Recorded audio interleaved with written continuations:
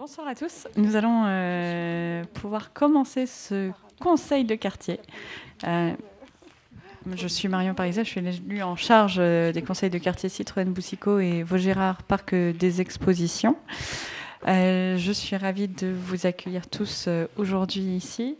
Surtout ce lendemain de scrutin, donc vous doutez, les équipes de la mairie qui sont aujourd'hui ce soir organisatrices et qui mettent en place ont été aussi mises à épreuve hier pour le suivi du scrutin. Donc on les remercie aussi de leur travail parce qu'elles sont très présentes et très actives et elles permettent de rendre possible tous ces événements dédiés au public et aux habitants. Et c'est extrêmement important pour faire vivre tous les quartiers. C'était un petit mot pour commencer, pour remercier le travail qui est donné par tous pour rendre les conseils de quartier possibles. Et donc, simplement pour dire que je suis ravie de vous retrouver ce soir. Je vais de ce pas laisser la parole à la présidente du conseil de quartier, Madame Nguema Ondo. Et nous avons 2 sujets à l'ordre du jour, mais elle vous en dira plus. Donc, bonjour, je me prénomme Laïfa Nguema Ondo et je suis présidente du conseil de quartier Vaugirard Parc des Expositions. Donc, après la réunion préparatoire, nous avons choisi plusieurs sujets dont je vais vous parler tout de suite. Donc, nous avons choisi en fait de parler de l'impact des Jeux olympiques et paralympiques dans le quartier. Donc, pour tout ce qui est transport, sécurité, propreté, parce que je pense que tout le monde se pose des questions par rapport à cela. Nous allons également faire un point sur les actions qui sont mises en place pour les personnes âgées. Parce que l'été arrive et on est conscient de la vulnérabilité de certaines personnes, notamment vis-à-vis de la canicule. Donc, on va parler de tout ce qui va être mis en place au niveau du 15e arrondissement. Et enfin, bon, c'est une nouveauté, mais lors de la réunion préparatoire, on a décidé en fait de mettre en place une partie en fait que l'on nomme questions diverses. Donc c'est pour permettre aux habitants de s'exprimer sur les sujets qui sont importants pour eux. Donc ce sera le dernier point. Comme ça permet à tout le monde de vraiment parler des sujets qui nous intéressent ou qui nous concernent. Je vous remercie. D'accord. Donc, là, Marion vient de me dire que finalement, on va commencer par le point sur les actions qui vont être mises en place pour les personnes âgées dans le cadre de la canicule. D'accord, pas de souci. Donc voilà, on va commencer par ça.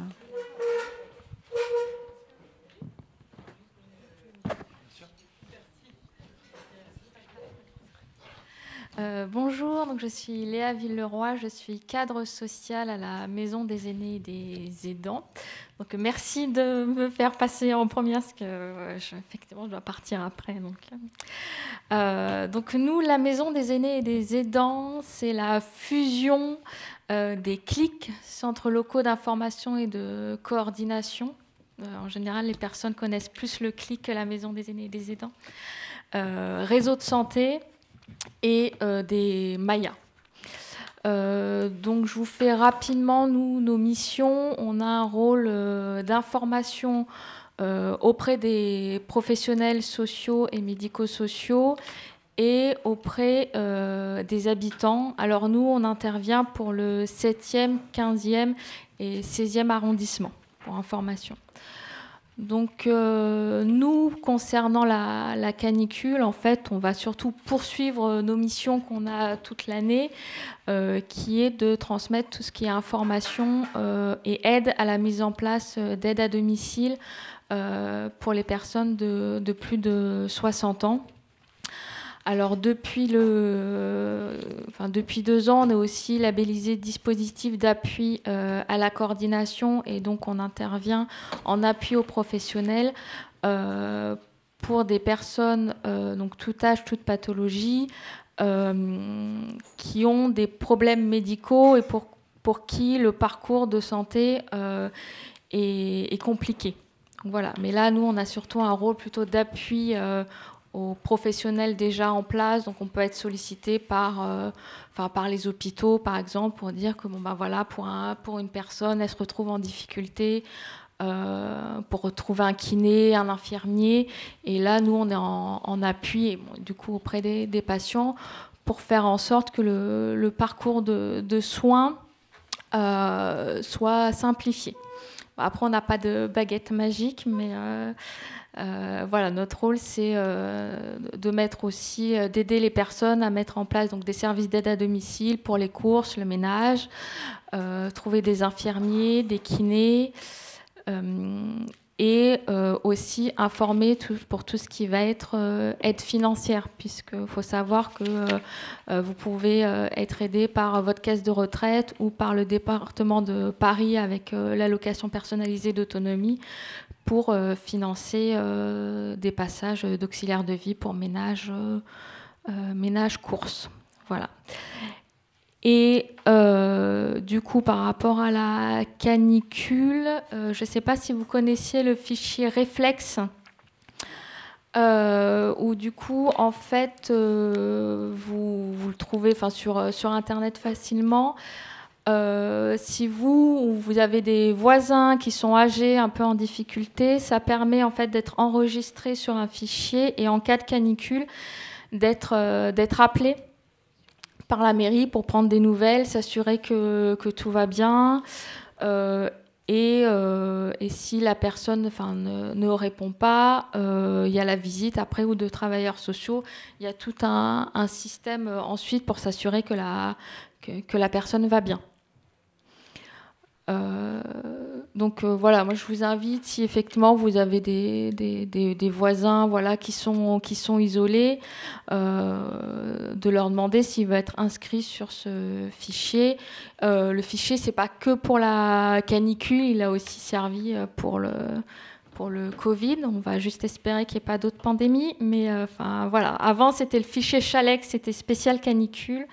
Et maintenant, il a changé de nom, Reflex. Et voilà, et c'est utile pour les personnes isolées, qu'elles puissent être appelées. Voilà. Après, je ne sais pas si vous avez des questions. Oui, les coordonnées du CLIC. Alors, il y a les plaquettes du coup à l'entrée. J'en ai disposé. Donc nous, on est joignable par téléphone. Je vous donne le numéro 01 44 19 61 60. Donc maintenant, on a déménagé. Avant, on était boulevard de Grenelle. Maintenant, on est 3 place Adolphe Chériou. On a rejoint l'espace parisien des solidarités depuis le début avril. Donc pour l'instant, l'immeuble est encore en travaux. Nous, on peut aussi recevoir les personnes sur rendez-vous, où du coup, il y a une coordinatrice sociale qui peut rencontrer la personne pour faire avec elle l'évaluation, voir tout ce qui est possible de mettre en place, la téléassistance, le portage de repas. Mais sinon, nous, nos secrétaires d'accueil sont parfaitement en capacité de transmettre les premières informations nécessaires. Et si après elles évaluent qu'en fait il faudrait mieux que ce soit une coordinatrice sociale qui ait une évaluation à domicile, à ce moment-là, elle passe le relais.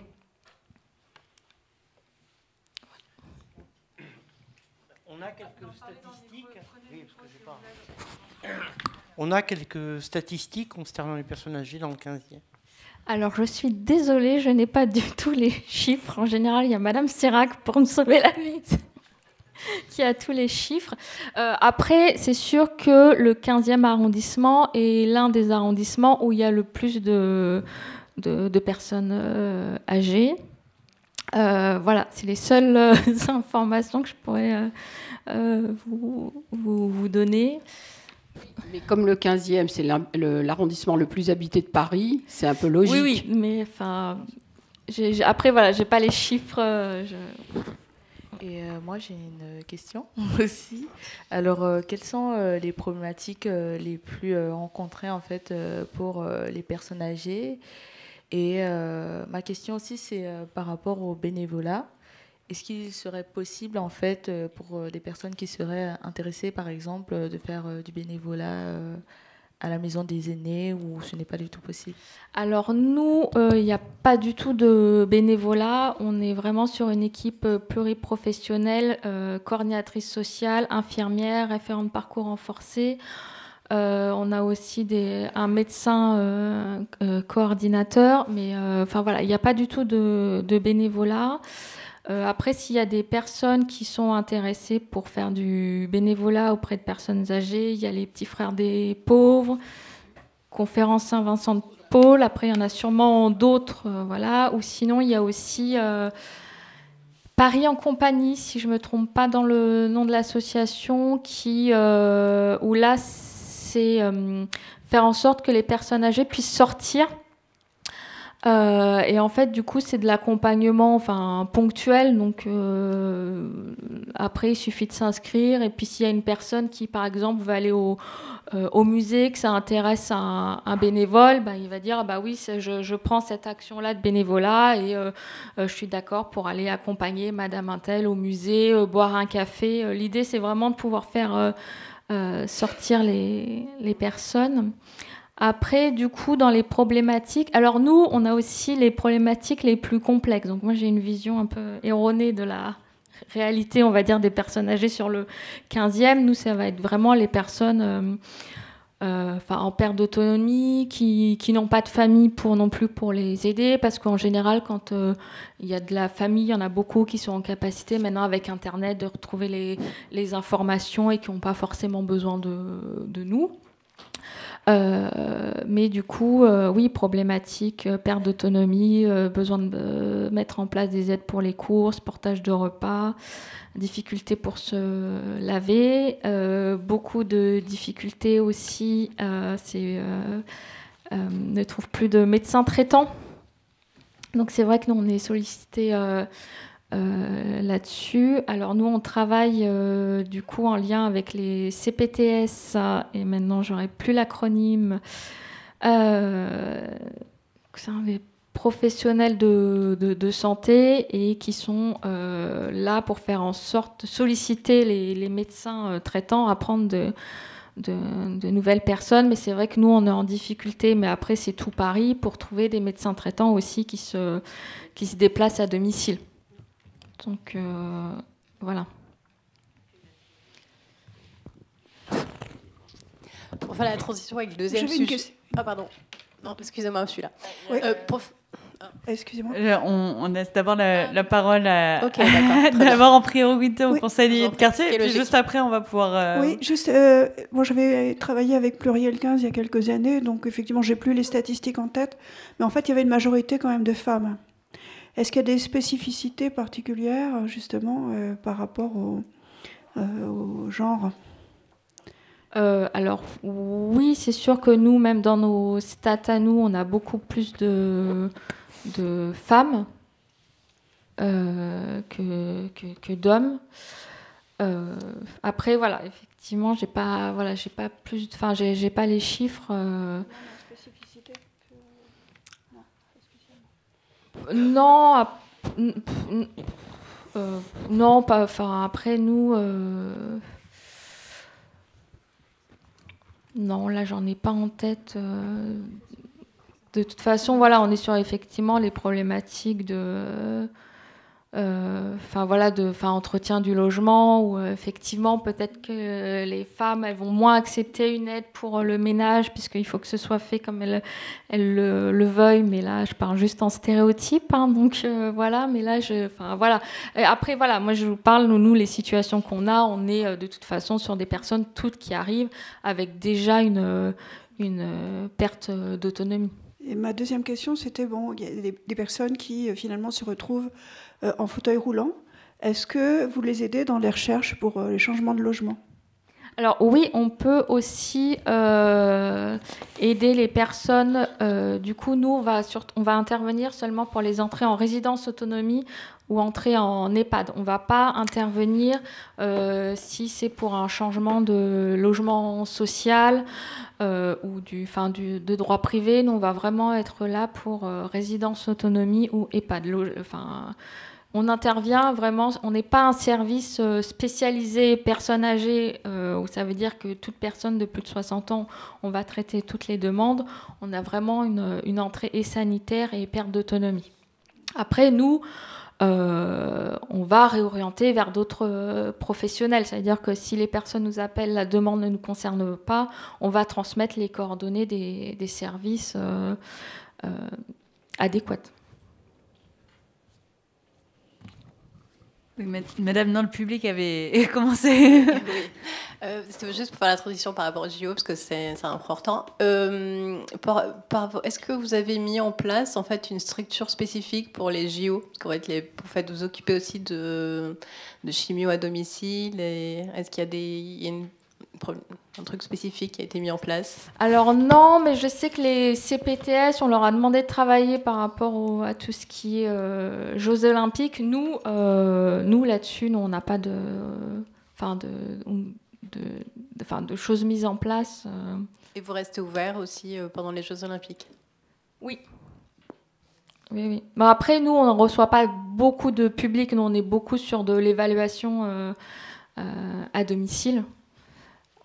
Et on ne fait pas non plus du suivi normalement sur du long terme. On va vraiment être là pour faciliter le parcours et essayer de mettre en lien avec d'autres professionnels. Donc pour certaines demandes, on va des fois pas du tout aller au domicile. On va juste solliciter les autres professionnels pour dire voilà, cette demande relève de vos missions, ou à un moment donné, il y a eu un loupé sortie d'hôpital. Et il n'y a pas de demande qui a été faite en structure de ville. Nous, on va être là pour faciliter la demande et faire en sorte que la personne reste dans un parcours de soins. Est-ce que vous avez mis en place des campagnes de prévention anti-chute dans le cadre d'un plan anti-chute, puisque ça concerne essentiellement les personnes âgées, avec les incidences correspondantes chez les gens qui sont à domicile? Vous avez mis en place de ça une campagne de prévention ou pas? Non, ça vous parle? Alors, nous, non. Après, il y a beaucoup sur les caisses de retraite qui font ou de la prévention, où il y a des ateliers prévention des chutes. Je parle des gens âgés.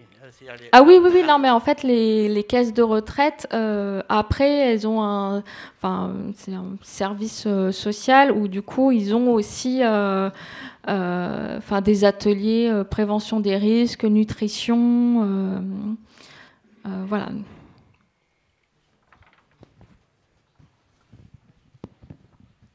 Moi, j'aurais une dernière question, si vous me le permettez. En fait, c'est par rapport à la santé mentale des personnes âgées.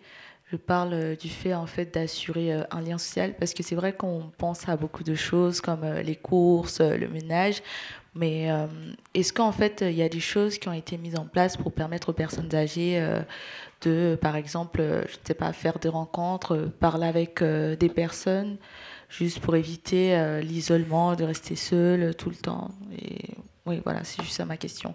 Après, je ne sais pas si ça existe. Alors après, nous, quand les personnes... nous, on les oriente vers des associations de bénévolat, ce que je citais, les Petits Frères des Pauvres, ou Conférences Saint-Vincent de Paul. Et sinon, après, il y a aussi plein d'activités sur l'agenda senior, du coup, qui sont proposées par la mairie du 15e, où je crois qu'il y a le café des aînés. Tout à fait. Voilà. De manière régulière, il me semble que c'est de manière mensuelle ou bimensuelle. Je crois, en tout cas, je le vois toujours sur les plaquettes. Oui, tout à fait. On a des événements qui sont organisés en mairie pour justement créer du lien social, etc. Mais c'est vrai que ça s'adresse à des publics très différents, selon aussi le degré d'autonomie qu'ont les personnes âgées, parce il y a des personnes âgées qui sont en mesure de se déplacer en mairie pour pouvoir justement participer à ce type d'événement, et puis on en a vers qui il faut aller faire beaucoup plus de travail d'aller vers. Et ça, c'est souvent des associations qui font ce travail-là.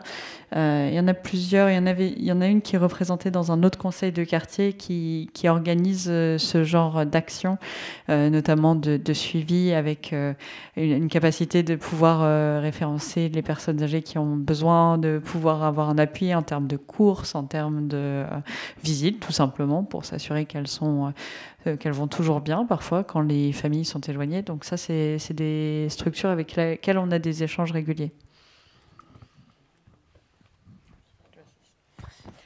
Je suis intervenue comme ça, mais je ne voulais pas couper la discussion.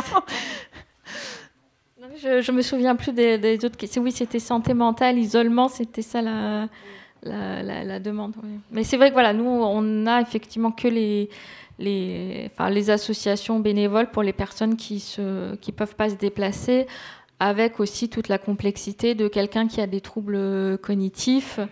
Le bénévolat ou mettre des bénévoles, c'est toujours voir est-ce qu'on met pas un bénévole en difficulté avec certaines personnes ou en refus. Enfin voilà, donc c'est aussi toute une évaluation de nous savoir vers qui on peut orienter, quoi. Et juste une plan canicule 2024. Vous avez prévu quelque chose de particulier dans la prévention, faisant intervenir différents acteurs de santé, mais aussi en termes d'organisation par rapport aux contraintes liées aux Jeux Olympiques, au déroulement. Parce qu'on parle beaucoup d'une canicule assez soutenue sur cette période-là de l'été. Alors nous, pendant la canicule, on suit du coup les personnes qui sont sur nos files actives, ou du coup on va faire aussi les visites à domicile pour les personnes qui sont sur nos listes, qui sont pas forcément sur le fichier réflexe.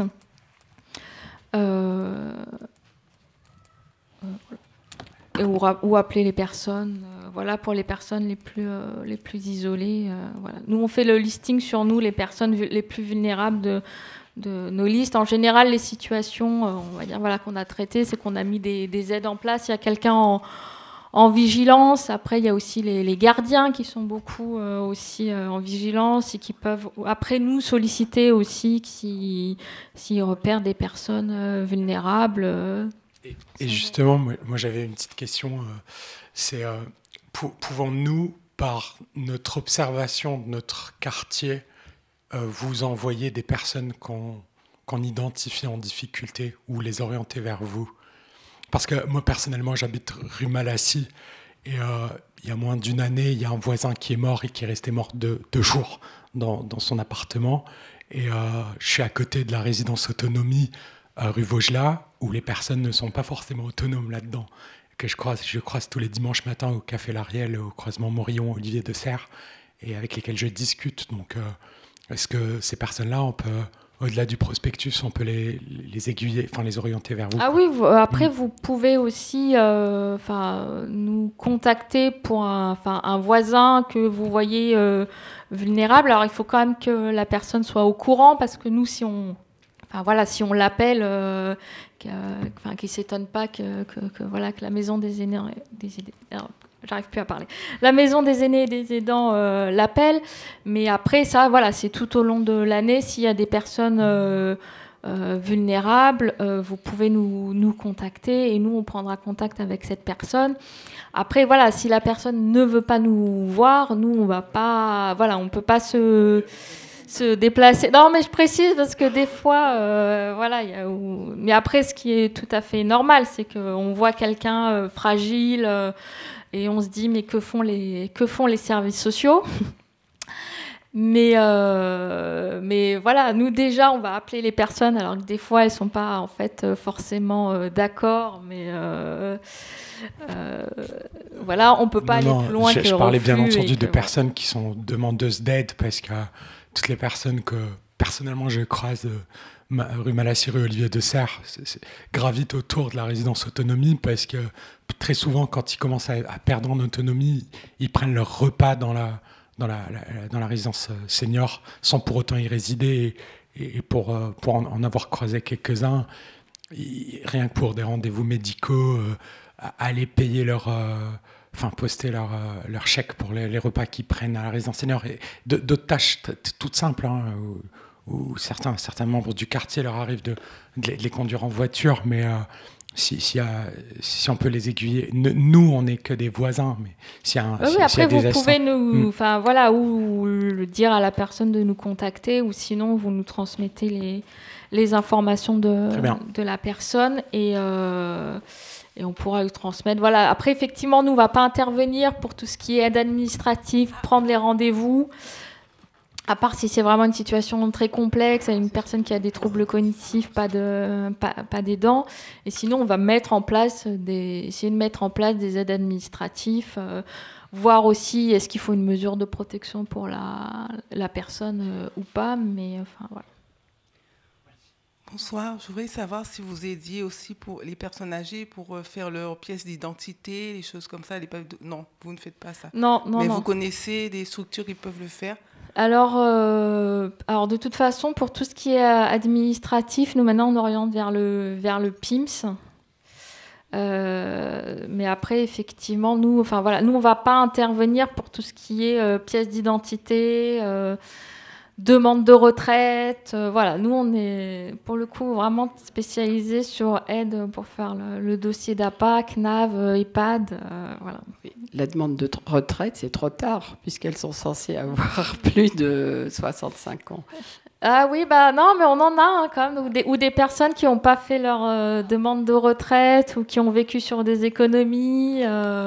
C'est à la marge. Non, mais après, des fois, ça nous arrive, on est appelé aussi, mais pour des personnes qui ont 62 ans et pour le dossier de retraite, parce que même si on dit qu'on a du mal à nous joindre, parce que bon, on a quand même que 2 secrétaires d'accueil pour 3 arrondissements, elles font ce qu'elles peuvent, on est quand même plus joignable que certains, voilà, que les caisses de retraite. Donc voilà, on nous appelle, mais on ne fait pas.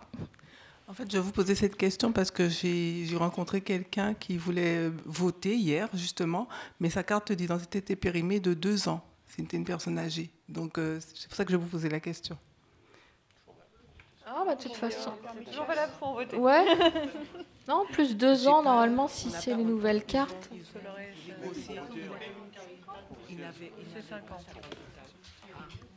Donc, il avait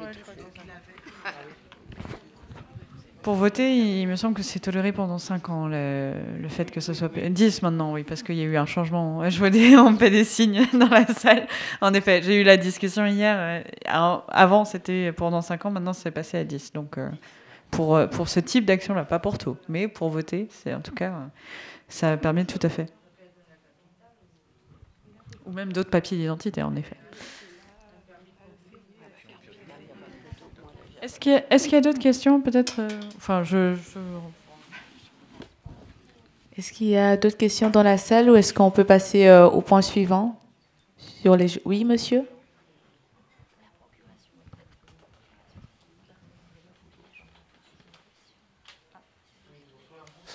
Concernant les aidants, dans ma résidence, il y a des personnes qui tombent, effectivement. Par contre, les relever... c'est souvent difficile sans se bousiller le dos. Est-ce qu'il y a des formations ou des ateliers pour justement...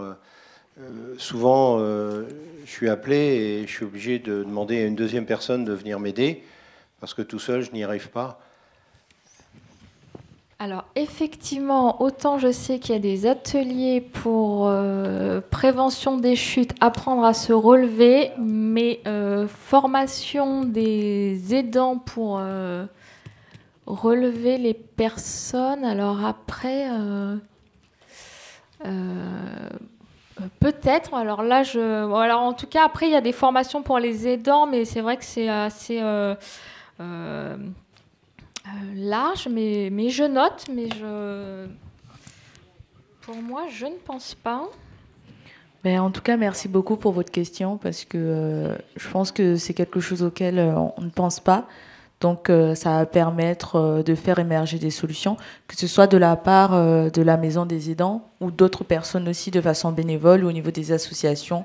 On pourrait penser à mettre en place des actions pour résoudre ce problème. Merci pour votre question. Est-ce que d'autres personnes ont des questions? D'accord. Donc, on va passer au point suivant sur l'impact des Jeux Olympiques sur le quartier. Et les intervenants. On va commencer par une présentation générale et après. D'accord. J'arrive. Alors, je vais m'installer ici. Et alors, si je peux... Est-ce qu'il y a quelqu'un dans un des techniciens? On va remettre ça comme ça. Super, je vais m'en sortir toute seule, il n'y a pas de souci. Il suffit de changer. Hop.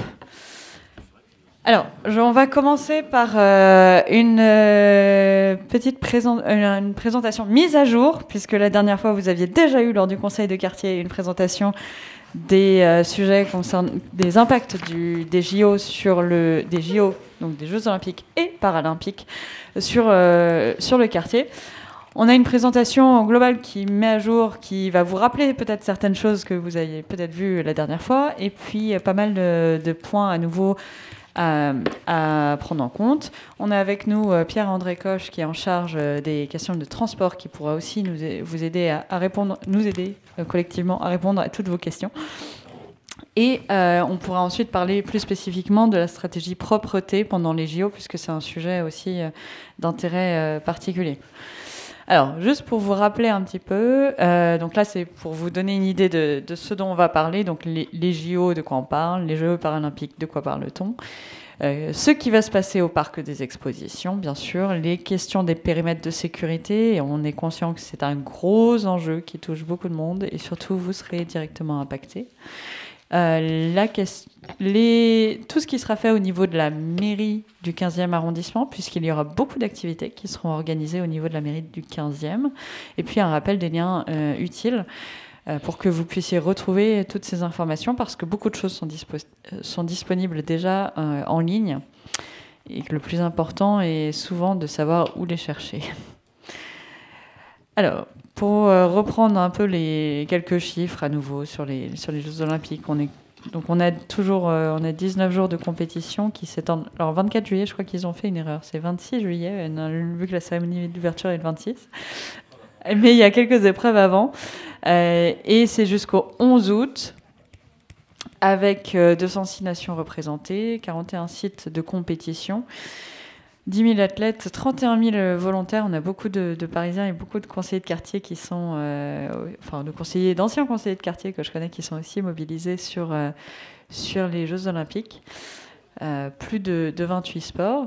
Et puis, donc, le pendant paralympique qui, lui, se déroule à partir du 28 août. Donc, après une petite période de 2 semaines de battement entre la fin des Jeux Olympiques et le début des Jeux Paralympiques, donc du 28 août là au 8 septembre. Beaucoup moins d'athlètes, beaucoup moins, la moitié moins d'athlètes, 13 000 volontaires et quand même 22 sports représentés et 20 sites de compétition. On sera une vitrine énorme pour le monde entier à cette période-là. Mais en particulier, voilà comment ça se transcrit dans le quartier Vaugirard Parc des Expositions. Vous êtes le seul quartier qui accueille des épreuves dans le 15e arrondissement directement. C'est-à-dire qu'il va y avoir des choses qui vont traverser le 15e arrondissement. Il y a la cérémonie d'ouverture qui s'arrête au Pont d'Iéna et dont la fin impacte jusqu'au bas du 15e arrondissement, au port de Javel-Bas, puisque les bateaux et les athlètes seront déposés sur les deux côtés de la Seine, sur le bas de la Seine, pour ensuite partir vers les autres sites de la cérémonie d'ouverture. Mais en tant que site vraiment d'accueil des épreuves, vous êtes le seul site. Le 15e sera aussi impacté par le site qui se trouve sur le Champ de Mars, bien sûr, mais plutôt à la marge, parce que on sera impacté par les zones de restriction de circulation et les potentiels aussi reports de circulation que cela implique. Donc, au Parc des Expositions, vous avez donc 4 sports pendant la partie Jeux Olympiques. Donc, vous avez le volleyball, l'haltérophilie, le tennis de table et le handball. Et pendant les Jeux paralympiques, vous retrouvez la boccia, je ne sais jamais comment le prononcer, boccia, le paratennis de table et le goalball. C'est de souvenir des équivalents plus ou moins des types de sports que vous trouvez pendant la période des Jeux olympiques, mais en version paralympique notamment. Et ça représente un nombre de spectateurs maximal par jour, maximal, j'entends bien, estimé à 83 000 pour la période Jeux olympiques et à 38 000 pour la période des Jeux paralympiques, sachant qu'il y a 10 sessions du côté pendant les Jeux olympiques et 7 sessions pendant les Jeux paralympiques.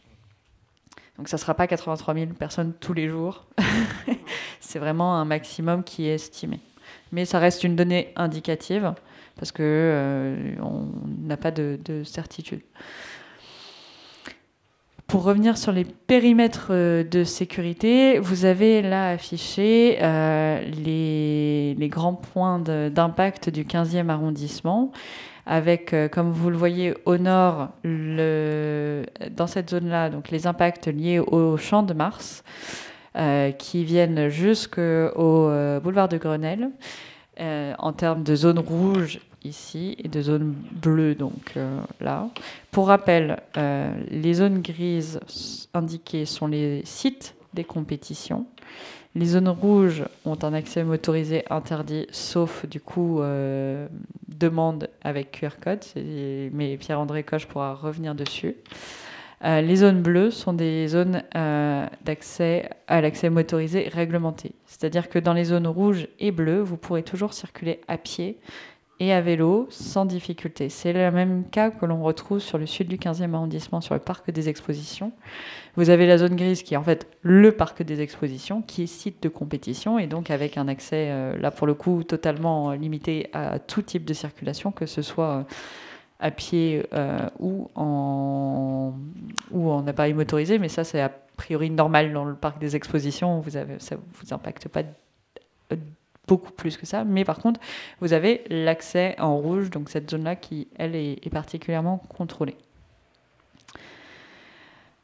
Là, pour continuer, nous avons quelques cartes pour vous montrer l'évolution en fait du dispositif des différents périmètres selon les périodes. Donc ça, c'est le dispositif qui s'applique pendant la période des Jeux olympiques, donc du 24 juillet au 11 août, et la période des Jeux paralympiques du 28 août au 8 septembre. Donc vous voyez que le cœur, si vous avez prévu une balade dans ce cœur-là, c'est peut-être vraiment pas l'occasion de prendre sa voiture. En plus, il y aura un certain nombre de stations qui seront fermées pendant des périodes plus ou moins longues. Toutes les informations, bien sûr, sont retrouvables en ligne avec beaucoup de détails si vous avez besoin de préciser, même jour par jour, qu'est-ce qui est ouvert, qu'est-ce qui est fermé.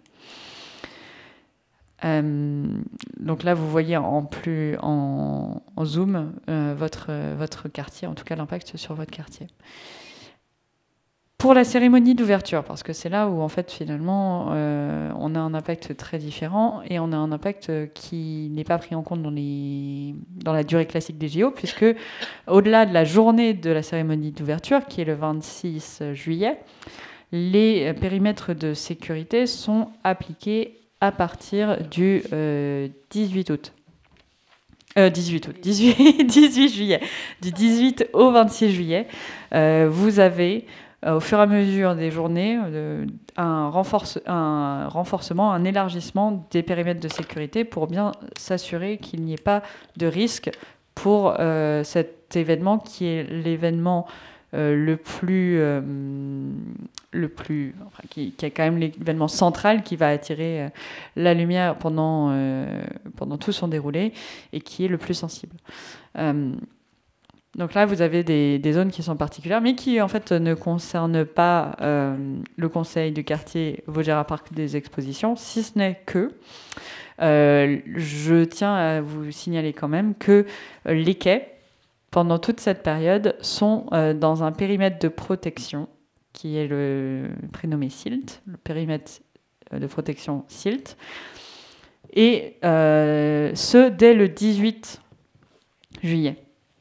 Donc dès le 18 juillet, il n'est possible d'accéder au quai qu'avec un laissez-passer qui est demandé et qui en fait garantit que vous êtes ce qu'on appelle criblé, c'est-à-dire que vous avez eu une vérification par le ministère de l'Intérieur de votre profil pour s'assurer de la sécurité. À partir du 18 au 26 juillet, une petite balade spontanée sur les quais à pied n'est pas possible. C'est ça que j'entends, c'est ça que je veux vous faire comprendre globalement en disant ça, parce que ça pour le coup, ça peut vous impacter. Enfin, tu me diras, tu pourras compléter, Pierre-André. Je sais pas si tu veux compléter maintenant, mais c'était pour vous dire globalement, cette semaine-là, prévoyez que vous n'avez pas accès au quai. Après, le périmètre s'élargit un petit peu de rue en rue. Mais il reste globalement très proche des quais jusqu'au 26 où il concerne la plus grosse partie. Mais c'est-à-dire que tous les quais, y compris dès le pont du Garigliano, tout au sud, vous ne pourrez pas y avoir accès. À moins d'habiter dans la zone, etc. Mais a priori, si vous êtes au conseil de quartier Vaugirard Parc des Expositions, c'est que vous êtes plutôt sur l'autre quartier.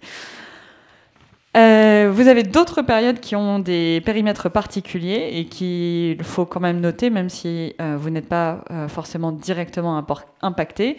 Là, vous avez la période globalement du week-end du 10-11 août, où vous avez le marathon qui va traverser une partie du 15e arrondissement, le long des quais. Et donc un périmètre particulier sur le week-end, là aussi, du 10-11 août.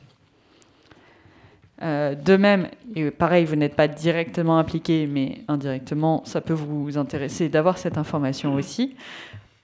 Nous avons une épreuve de cyclisme qui, elle, impactera le sud de Paris et puis traverse tout Paris. C'est une épreuve de cyclisme qui se déroule du 1er août au 4 août. Donc vous avez vraiment deux petites périodes supplémentaires qui n'ont pas les mêmes schémas, pas les mêmes périmètres. C'est du 1er au 4 août et du 10 au 11 août. Dans toute cette cacophonie de périmètres, cela dit, il y a des choses aussi qui ne sont pas que des contraintes avec les Jeux Olympiques.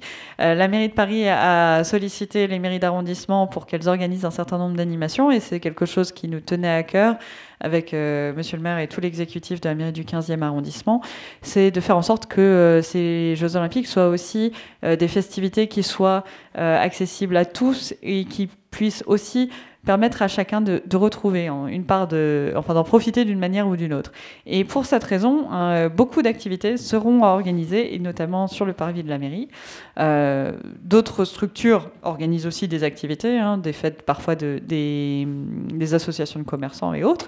Mais pour la mairie du 15e arrondissement, je vais donc pouvoir vous présenter un petit peu à quoi vous attendre, même si le calendrier précis des activités n'est pas encore sorti, donc il faudra veiller, guetter, il sera mis en ligne dès que possible pour que vous puissiez savoir quelles activités seront menées.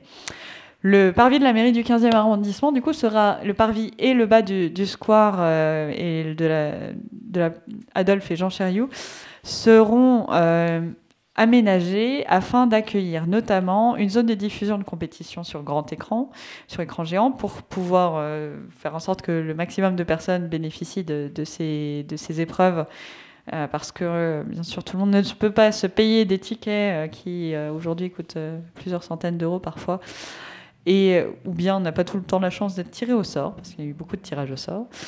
Donc une zone de diffusion, une zone d'animation plutôt tournée vers les animations culturelles et sportives, une zone d'animation sportive exclusivement, et puis une zone de restauration qui sera à cet endroit-là. Donc là, vous avez un petit plan de ce à quoi ressemblera le parvis de la mairie du 15e arrondissement.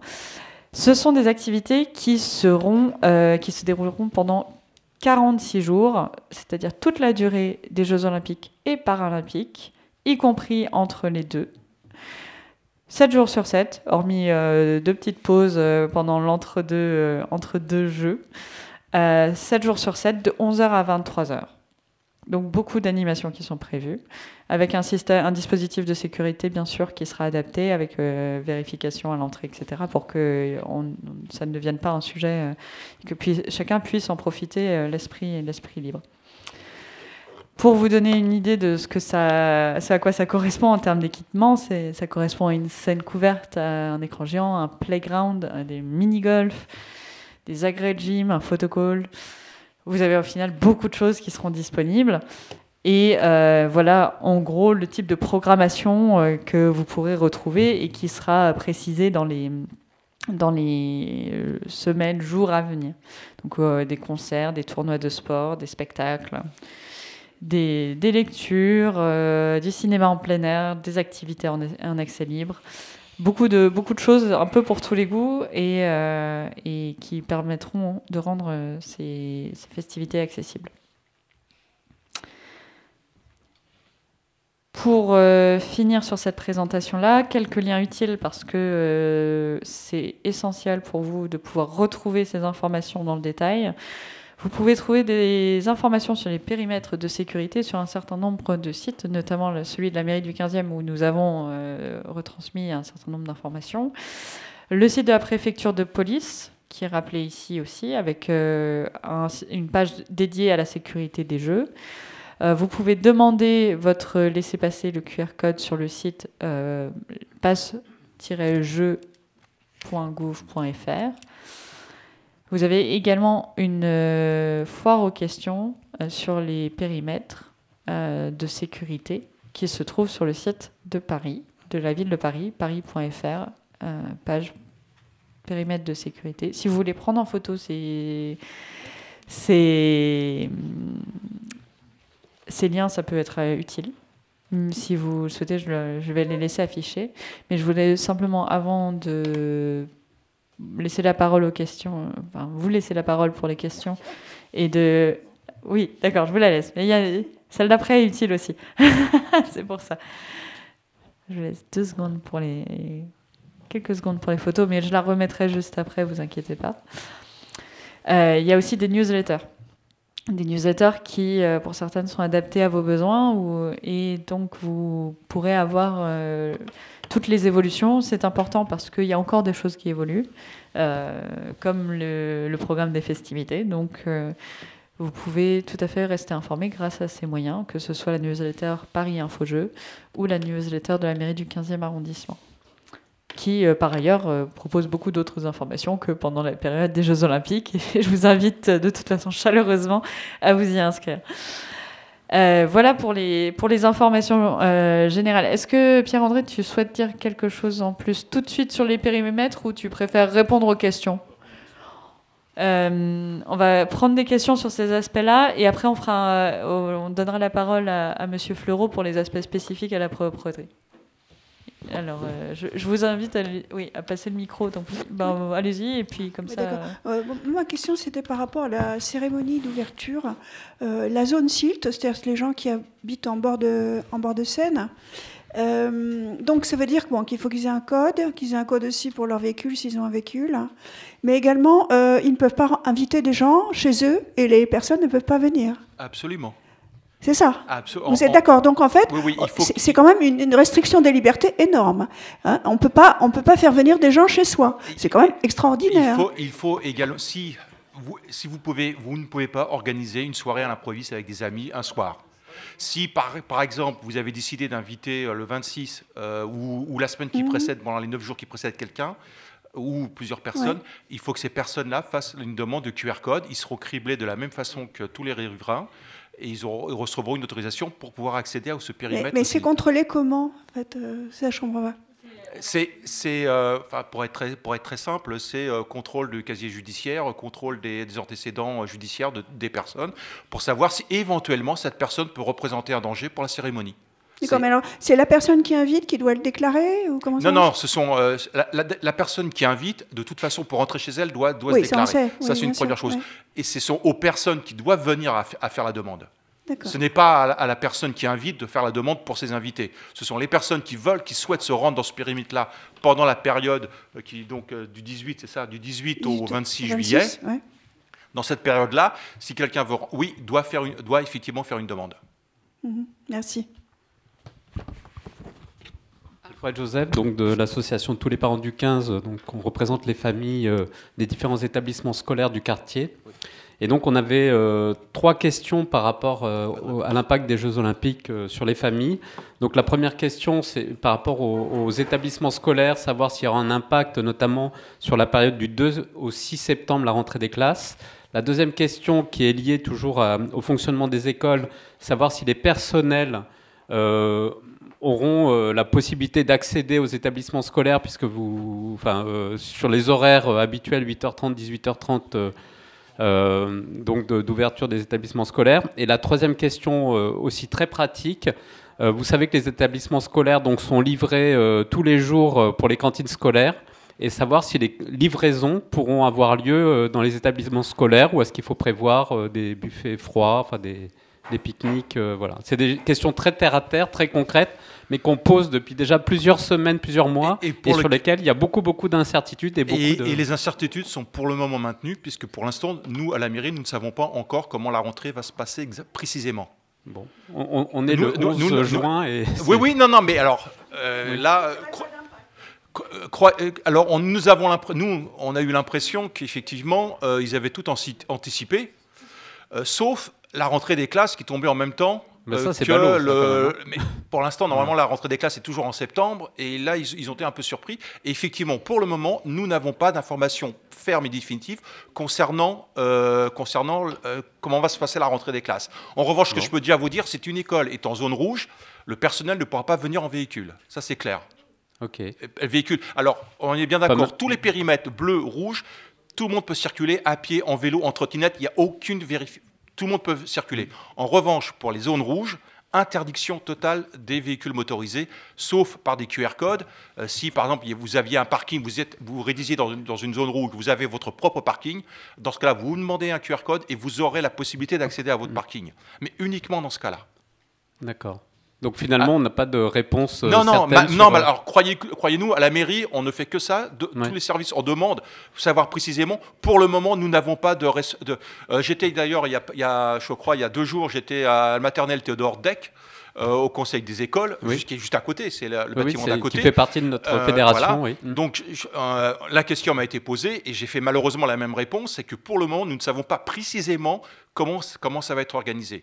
Alors, pour l'instant, ne croyez pas ce qui est raconté dans la presse, parce que la presse dit parfois que la rentrée va être décalée, ou que les enfants devraient arriver à 6h du matin et repartir à midi.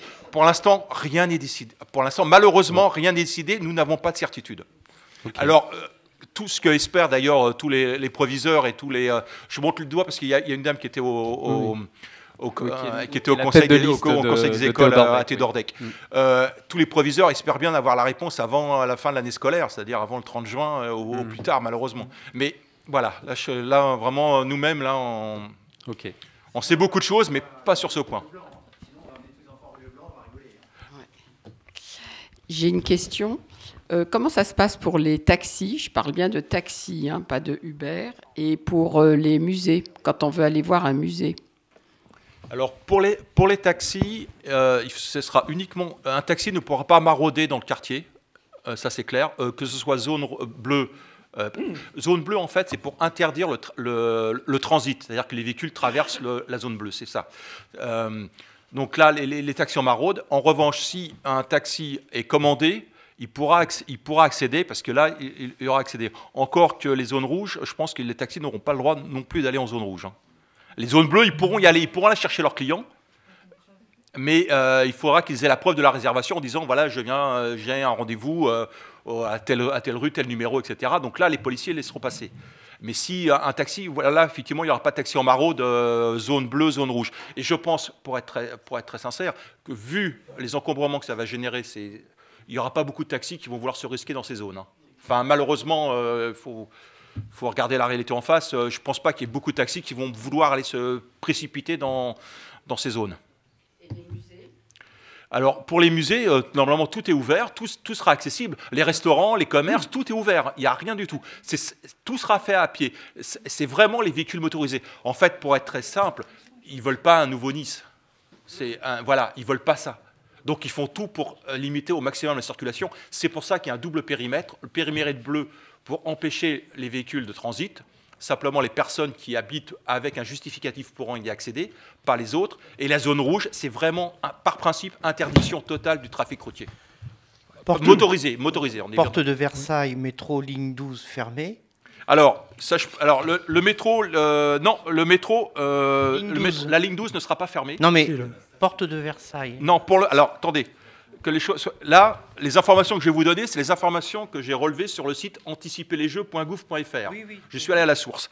La station de métro numéro 12, enfin de la ligne 12, n'est pas fermée. C'est le tramway, la station tramway qui sera fermée. La station de métro porte de Versailles est ouverte. Est ouverte, absolument. Les seules stations qui sont fermées, je vous le dis pour tout le monde, pour titre d'information.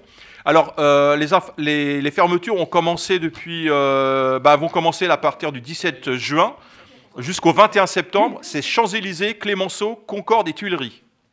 La 12, c'est déjà fermé, Concorde. Absolument. Du 17 mai au... Alors, c'est la ligne 12 uniquement. Parce que la ligne 1 de Concorde ne sera fermée que le 1er juillet. C'est pourquoi ils ont fait en décalé. 1er juillet. Et sur les bus, 17 juin. Pardon ? Alors, les bus, pour le moment, si vous allez sur le site, ils mettent information à venir. Tout simplement parce qu'a priori, d'après ce qu'on sait, c'est qu'il devrait y avoir à peu près entre 60 et 70 lignes de bus qui seront impactées. Donc il y aura soit des détours, soit des fermetures, des tronçons, des lignes qui vont être coupées en deux. Il y aura 2 tronçons. Par exemple, toutes celles qui transitent aux alentours du Champ de Mars, il y aura le bus qui fera la rive droite, et puis il faudra reprendre un autre bus rive gauche pour continuer la ligne. Voilà. Mais pour le moment, pareil sur le site, c'est pas encore précisé de façon précise, ligne par ligne. J'avais une petite question. Donc, le périmètre bleu autour du parc des expositions, c'est aussi à partir du 18 juillet. Non, alors les périmètres. Alors, je vais vous lire. Le bleu autour de. Non. Je vous lis exactement ce que c'est.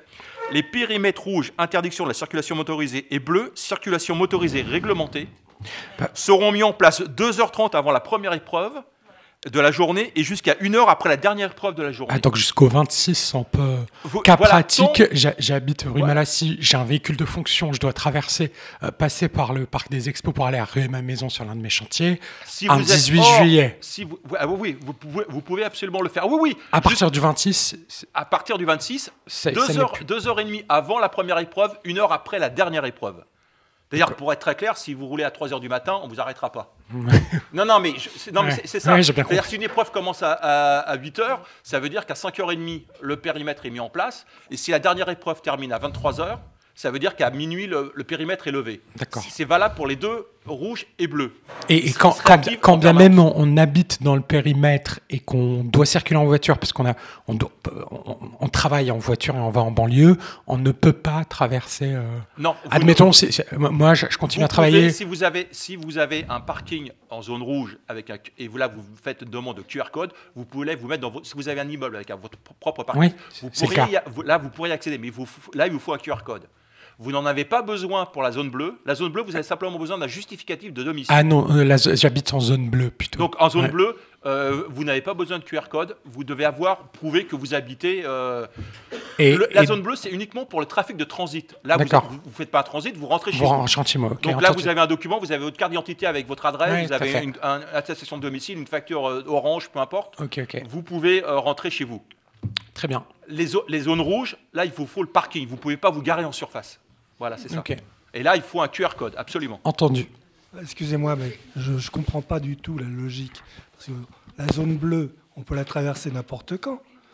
Non, la zone bleue, c'est... Il faut un justificatif ? Oui, absolument. Attendez, moi j'habite, près de la porte de Versailles. Je veux aller à Issy-les-Moulineaux, comment je fais ? Vous pouvez... Là, je traverse la zone bleue.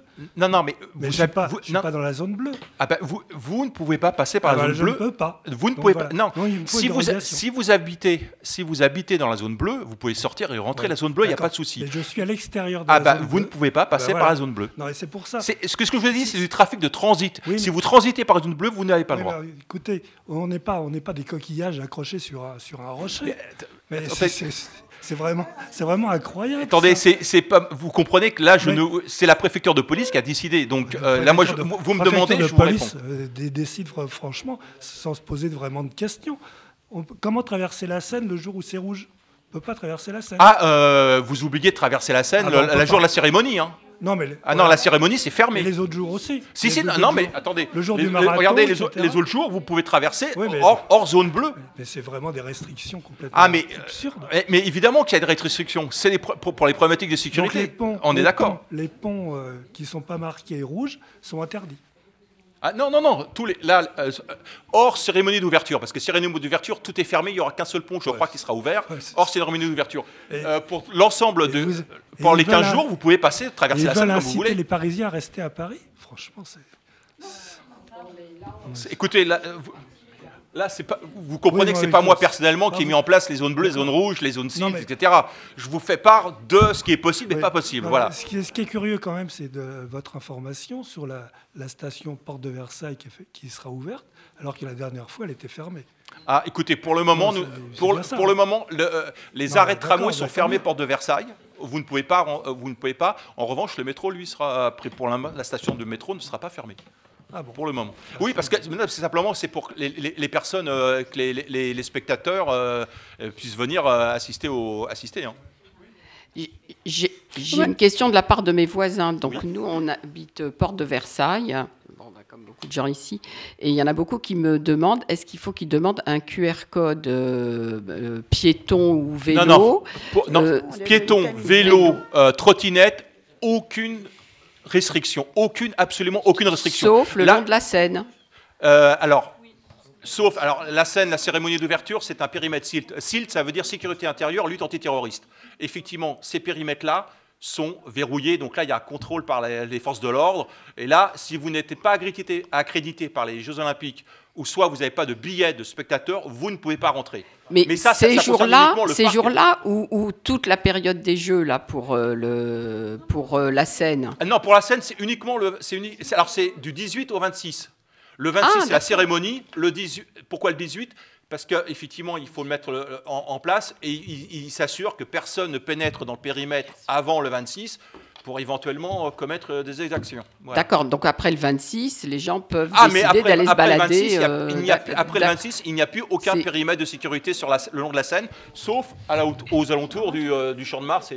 Voilà, et j'ai une question de la part d'un de mes voisins qui loue des voitures, et il m'a dit, moi, je loue une voiture le 10 août pour partir en vacances. Alors, est-ce qu'il va falloir qu'il demande un QR code? Il est dans quelle zone il sera il est dans mon immeuble. Et si vous êtes en bleu, la personne peut partir. Hein.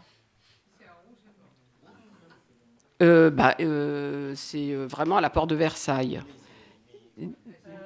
Donc, le 10 août, il part en vacances, il loue une voiture, gare Montparnasse, et ensuite il revient chez lui. Est-ce qu'il va falloir pour charger? Oui, il lui fera un QR code, là, absolument. À ce moment-là, il faut un QR code. Parce que, oui. D'accord, donc il vaut mieux qu'il anticipe. Oui, non, mais qu'il prenne un QR code, parce que là, il a un parking, etc. Il faut qu'il prenne un QR code. S'il veut bouger dans une zone rouge, il prend un QR code. D'accord. Juste pour vous dire quelque chose de précis, je suis volontaire au village... Non, mais c'est important pour vous, c'est pour répondre à une question.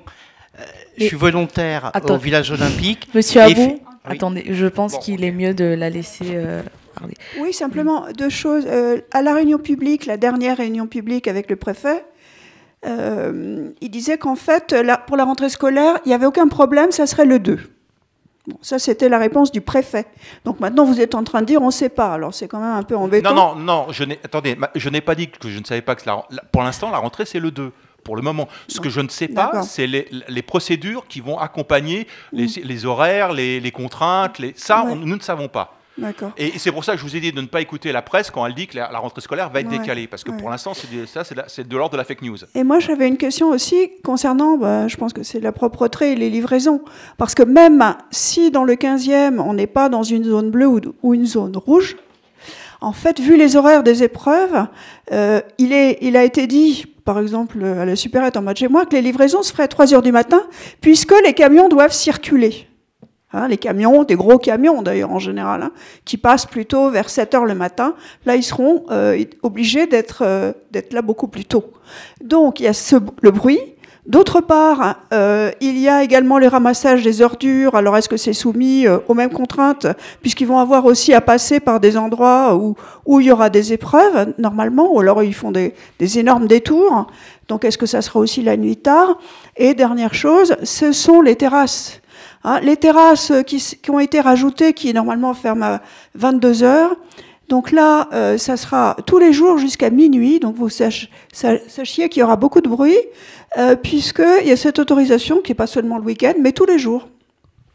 Alors, concernant les camions, je vous confirme, il n'y aura aucun camion qui circulera hors des horaires en zone rouge. Il n'y aura aucun camion. Et donc les livraisons se devront faire... Mais même dans le 15e, non, pas dans les... Non. Les livraisons dans une zone qui n'est ni rouge ni bleue se feront normalement. Il n'y a aucune... Ils sont obligés de passer par des zones bleues ou rouges. Ah mais... Eh ben oui, c'est ça. Non, attendez. Mais madame, tout Paris n'est pas en zone bleue ou en zone rouge. Il y a des endroits où les véhicules pourront circuler. Or, ces périmètres extrêmement précis, qui sont vastes mais précis, il n'y a aucune restriction de circulation. Aucune. Effectivement, si un camion fait une livraison en zone rouge, c'est lorsque le périmètre n'est pas activé, et vous avez raison, ce sera sans doute à 3 heures du matin. Voilà. Mais effectivement, parce que si la preuve commence à 8 heures et que ça se termine à 11 heures, donc c'est à partir de minuit, le périmètre est levé, et à ce moment-là, les véhicules pourront circuler. Il n'y aura pas de camions ou de véhicules motorisés qui circuleront lorsque les zones seront activées, pour des raisons de sécurité que tout le monde peut comprendre. Monsieur Abou? D'accord. Est-ce que quelqu'un d'autre voulait prendre la parole? Oui, moi j'ai une petite question sur les transports. Est-ce qu'on connaît la raison pour laquelle la station Concorde est fermée depuis le mois de mai en raison des Jeux Olympiques, alors que c'est... Oui, alors je peux vous dire très simplement, c'est que la station Concorde, en fait, elle accède directement dans un lieu d'événement. C'est-à-dire que c'est un stade maintenant, si vous passez à la place Concorde. Et par conséquent, personne ne... Alors là, la place de la Concorde, c'est une zone SILT, c'est-à-dire que c'est une zone d'épreuve. Mais 2 mois avant, non, pas, tout simplement parce que là, ils sont en train de la construire. Les correspondances, nous, dans le 15e arrondissement, on dépend beaucoup de la ligne 12 et de la ligne 8. Mais non, madame, écoute, c'est très simple, l'explication est très simple. C'est un périmètre qui doit être entièrement sécurisé. Ils ne peuvent pas que des personnes se promènent dans un site qui va être sécurisé, ne sachant pas qui sont ces personnes-là. La station de métro... Depuis le mois de mai. Oui, la station de métro, elle est juste en dessous. Pourquoi ils ferment les correspondances? Imaginez, vous faites une correspondance à Concorde, vous avez un incendie à la place de la Concorde, dans la station de la place de la Concorde. Vous faites quoi des passagers? Vous êtes obligé de les évacuer. Vous les évacuez dans une zone qui est une zone SILT et qui, par conséquent, n'est plus protégée. Et donc, c'est un périmètre de sécurité qui est à l'extérieur de la place de la Concorde, qui est contrôlé par les forces de l'ordre. Les forces de l'ordre ne peuvent pas se permettre de voir des personnes qui débouchent de... 12 mai et 17 juin. C'est la durée de fermeture qui nous étonne plus que la raison. Non, la station est fermée. La station est fermée à partir du moment où ils ont commencé à construire le stade. Donc voilà, c'est de la prévention. Ils ferment avant. Il y a un monsieur qui a levé la main. Juste pour formuler les choses peut-être d'une autre manière, sur ce genre de site, en fait, quand on a des mises en place d'un périmètre, d'un dispositif qui est sécurisé, c'est un peu comme une salle blanche en médecine. À partir du moment où la sécurité est rompue, ne serait-ce qu'une fois, le processus pour re-garantir le même niveau de sécurité on n'a plus le temps de le mettre en place. Et c'est pour ça qu'en fait, à partir du moment où les travaux sont lancés, ils ne peuvent plus se permettre d'avoir ne serait-ce que le risque de rompre ce niveau de sécurité. Alors c'est extrêmement contraignant, Mais c'est du fait des impacts potentiels que ce type de rupture dans la sécurité, comme une rupture de la chaîne du froid ou d'une sécurisation, enfin d'une salle blanche, si on veut, en médecine, j'essaye de trouver des images qui parlent, pourrait entraîner. Je ne sais pas si c'est plus... Je ne suis pas une spécialiste non plus de ce type de choses, mais pour travailler avec, dans un milieu qui prend en compte ce genre de dimension, c'est vrai que c'est impossible de passer outre en fait, ce genre de processus. Il y avait du coup une autre question, c'est vrai, dans la salle? Oui, monsieur. Oui, alors moi je suis un petit peu surpris de votre réponse, excusez-moi, mais je suis plutôt d'accord avec madame. Au jour d'aujourd'hui, il n'y a que la 12 qui n'assure pas la correspondance à Concorde. La 1, visiblement, continue à s'arrêter. Donc l'explication de la sortie dans la zone qui est en chantier, je suis allé me promener ce week-end dans ce secteur-là, le chantier, je le confirme, et tout est fermé. Alors en plus... on avait une visite de chef d'État, c'était encore pire. Oui, c'était encore pire dimanche. Alors, je vais vous dire exactement, pour la station, on va parler de la station Concorde. Hein.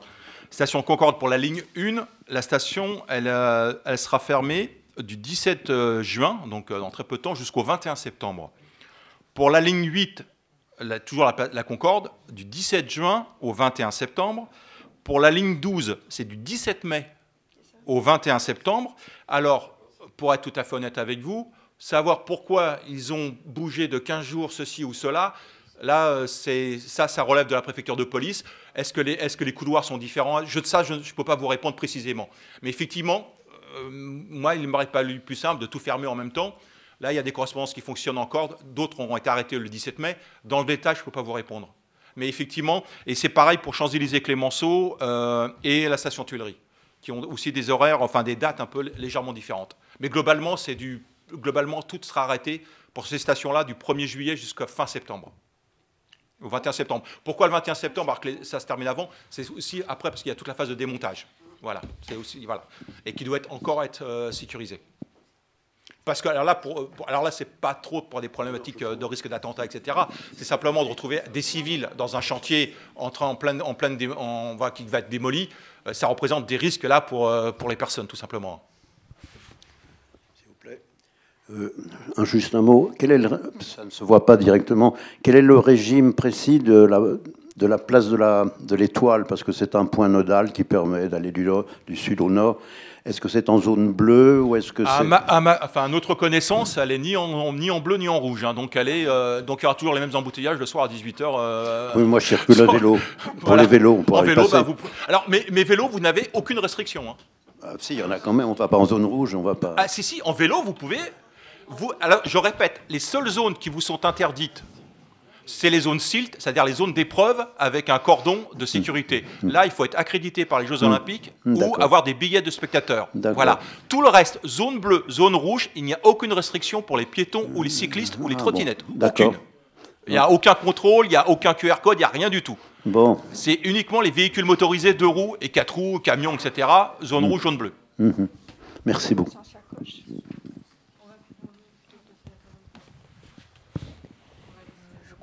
Il y a une dame qui a une question. Mais en fait, il y a une dame qui a une question d'abord. Merci. Juste pour revenir quelques secondes sur la question de la rentrée scolaire et des modalités. Alors bien sûr, comme vous, on regrette de ne pas être fixé à ce jour. On comprend que ce n'est pas à votre niveau. Tout à l'heure, vous nous disiez que vous espériez que les directeurs puissent être au courant avant les vacances scolaires. Si tel n'était pas le cas, est-ce qu'un dispositif est prévu par la mairie pour informer tous les parents des modalités Oui, malheureusement, ce sera fait. Enfin, malheureusement, c'est parce qu'on en regrette de vous le faire, mais ce sera parce qu'on sera obligé de le faire parce que la décision n'aura pas été prise avant la fin de l'année scolaire, bien évidemment. Mais ça, on le mettra en place. En plus, la mairie va être légèrement occupée, puisque, comme vous le savez, il y a des nouvelles élections. Donc, nous allons être donc il y aura beaucoup de monde à la mairie pendant la période fin juin, début juillet. Donc, on va être très, très occupés. Donc, si en plus, ça tombe dessus et qu'ils ne l'ont pas fait nécessaire, bah oui, ce sera fait par la mairie, bien évidemment. La mairie sera là pour répondre aux besoins de toutes les écoles et donner l'information le plus rapidement possible. Mais nous espérons, là vraiment nous espérons, comme tout le monde, que nous aurons l'information avant la fin de l'année scolaire. Voilà. En tout cas, en ce qui concerne les modalités, on est bien d'accord. Bien sûr. Merci. Vous avez cité qu'on peut avoir le QR code par Internet. Mais quand on n'a pas Internet, quand est-ce qu'on peut aller à la mairie? Parce que...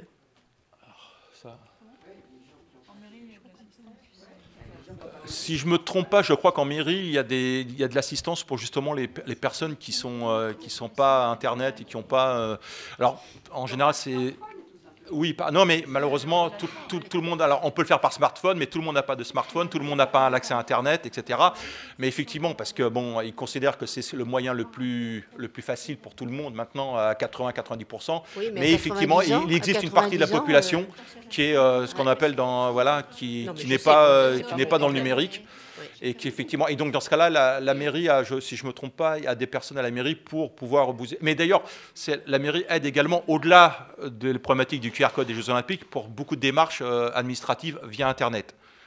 Parce qu'effectivement, pour les personnes qui n'ont pas accès à Internet ou qui n'ont pas accès, peuvent se rendre à la mairie pour pouvoir bénéficier d'une assistance.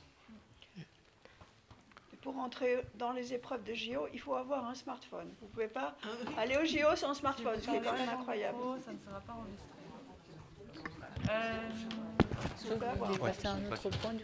Alors, parce qu'on avance dans le temps et qu'on a quand même un agent, le chef de la propreté du 15e, qui est avec nous ce soir pour vous parler spécifiquement des enjeux de propreté, je vous propose qu'on passe à sa présentation. Peut-être que vous aurez d'ailleurs des questions en plus qui vous viendront entre les deux. Donc, on va laisser la parole à Monsieur Fleureau. Bonsoir à tous. Je vais essayer d'être concis et synthétique. Alors, comme on vous l'a expliqué longuement tout à l'heure, il y a des contraintes importantes pendant la période des JO. Elles s'appliquent à nous, bien entendu, et on doit s'y adapter. Et elles sont d'autant plus fortes, notamment lors de la cérémonie d'ouverture et lors de certaines courses. Et en particulier, dans le 15e, on est impacté par l'épreuve du marathon. Donc, je vais vous expliquer comment on va s'adapter, que ce soit pour nos deux principaux métiers, à savoir la collecte, et ensuite pour l'aspect propreté.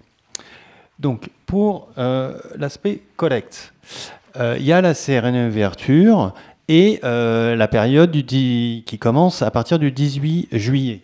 Donc, comme on vous l'a présenté, il y a toute la partie le long des quais qui va être compliqué d'y accéder. Néanmoins, on va faire comme vous. On va prendre les QR codes.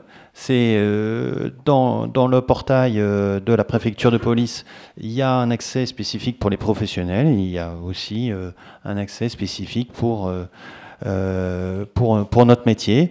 Donc il faut qu'on rentre nos véhicules, il faut qu'on rentre aussi les équipages.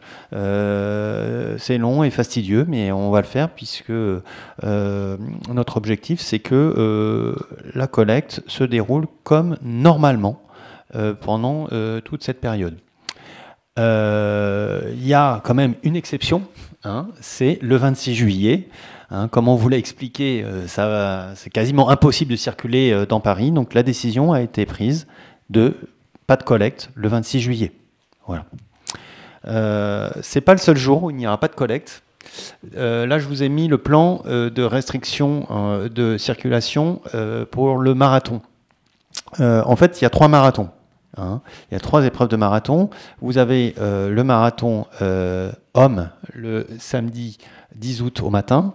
Le marathon dit pour tous, c'est-à-dire ça c'est un marathon où tous les amateurs pourront le faire le samedi soir. Et enfin le marathon femmes le dimanche matin 11 août. Ce qui nous impacte, nous, propreté du 15e, c'est le marathon pour tous, puisque la collecte des ordures ménagères dans le 15e a lieu en soirée. Donc, comme vous voyez, il y avait quand même un bon tiers du 15e où on ne pouvait pas circuler. On a fait aussi le choix de pas de collecte ce jour-là dans l'ensemble du 15e. Il y aura quand même une petite nuance à ce que je viens de dire le samedi 10 août. C'est-à-dire qu'on va faire circuler généralement un samedi dans le 15e il y a environ 20 bennes qui circulent. Là, ce jour-là, on va faire circuler que 4 bennes et qui ne collecteront que les gros producteurs, notamment les restaurants. Parce que généralement, ils ne peuvent pas se permettre de stocker plusieurs jours des ordures ménagères, surtout que le dimanche, il y en a beaucoup qui ne présentent pas leur bac. Donc on va faire des itinéraires vraiment spécifiques sur ces gros producteurs. Mais pour les particuliers, le message qu'on donne, c'est pas de collecte le samedi 10 août. Voilà pour l'aspect collecte. Donc ce qu'il faut retenir, c'est pas de collecte le 26 juillet, pas de collecte le 10 août. Et le reste du temps, on va collecter partout dans le 15e. Même dans les zones rouges. Même dans les zones rouges, on va y aller.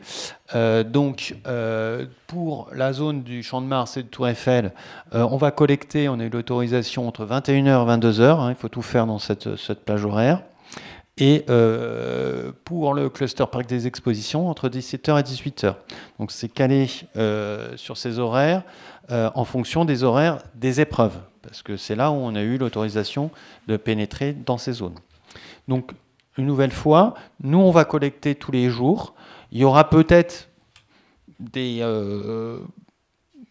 variations dans les horaires, parce que normalement, nous, on a communiqué à l'égard de tous les syndics des horaires officiels, entre guillemets, selon les jours de la semaine, où on passe, puisque les gardiens ou les sociétés prestataires de services sont censés sortir les bacs une demi-heure avant l'horaire de notre passage.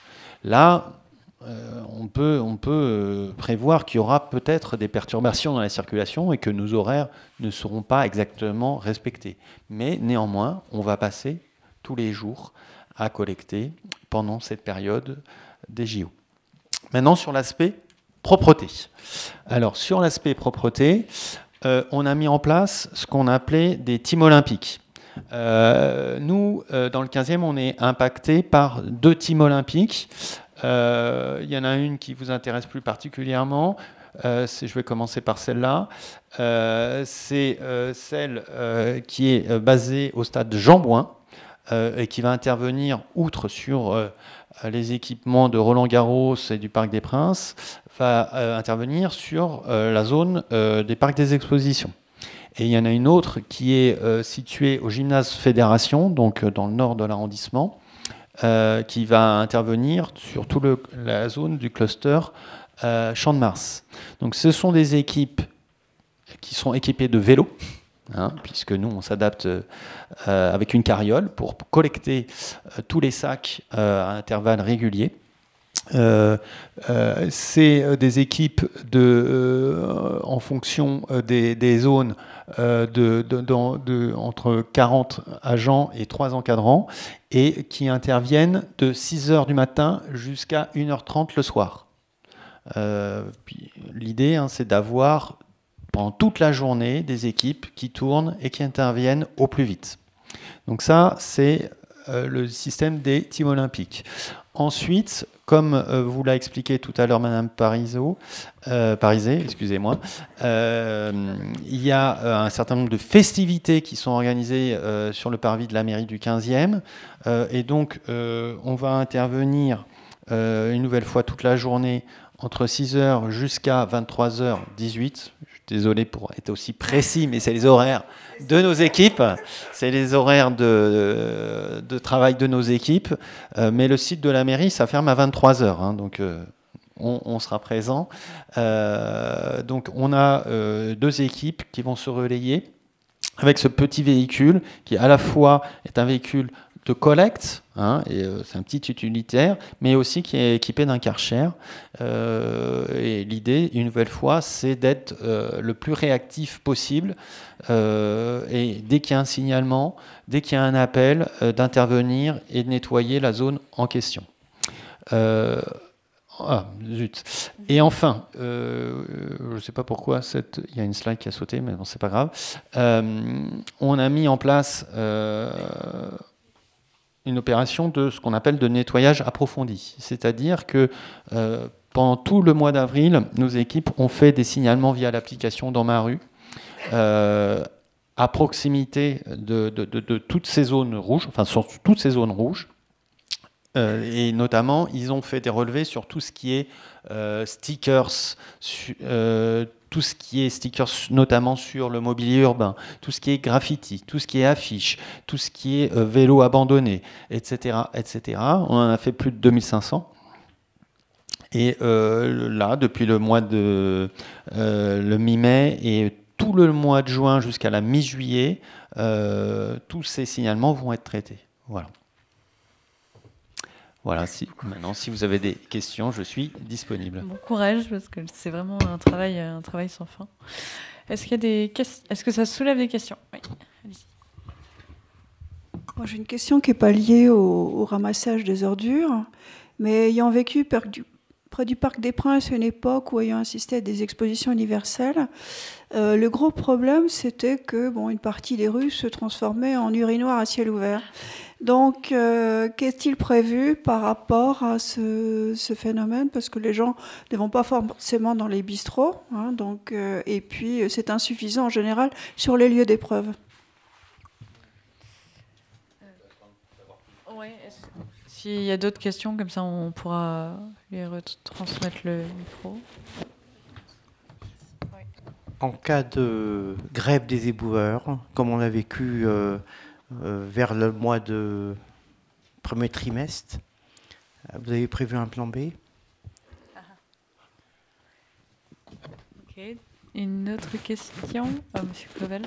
S'il vous plaît, vous avez parlé de signalement. Est-ce que vous pouvez nous dire où la faire? Est-ce que c'est uniquement dans ma rue ou est-ce qu'il y a d'autres numéros à connaître?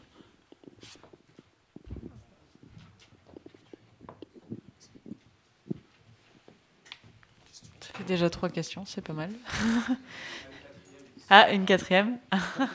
Oui, bonsoir. Donc merci pour toutes les explications. Je comprends que vous avez une organisation assez spécifique à mettre en place. Mais comment vous allez garantir l'efficacité de ce que vous allez mettre en place, hein, sachant que déjà le point de départ en termes de propreté, je trouve, au moins dans le quartier ici, est quand même à un niveau assez déplorable, avec toutes les contraintes que vous allez avoir en plus. Et à nouveau, hein, moi je déplore, j'habite ici depuis après 2 ans, de faire face à un niveau de propreté de rangement qui est vraiment, vraiment déplorable. Pour aller dans le même sens, habitant rue de la Croix-l'Hiver, hein, pratiquement tous les soirs, on trouve des capsules vides de protoxyde d'azote, notamment utilisées par des jeunes. C'est régulier, c'est quotidien, et ne nous voyons pas la face, la ville est sale. Voilà, je suis désolé de le dire, mais... Oui, il y a ça aussi. Il a dit les Parisiens. Alors, je vais essayer de répondre à cette première série, ou c'est cette série de 2 questions. Concernant les personnes qui urinent sur la voie publique, bon, déjà, c'est susceptible d'être sanctionné, puisque ce n'est pas autorisé. Je tiens à le rappeler. Alors, bien entendu, il va y avoir l'installation de toilettes provisoires. Alors, est-ce que ça suffira? Je ne sais pas. Mais en tout cas, c'est prévu et j'espère qu'elles seront suffisamment dimensionnées. Et puis, par ailleurs, ils ne sont pas là, mes collègues de la police municipale, mais autant nous, on est très fortement mobilisés pendant cette période. Hein. Je vous ai expliqué qu'il y avait un certain nombre de renforts, mais eux aussi. Et ils vont notamment être très présents sur la voie publique pendant ces périodes.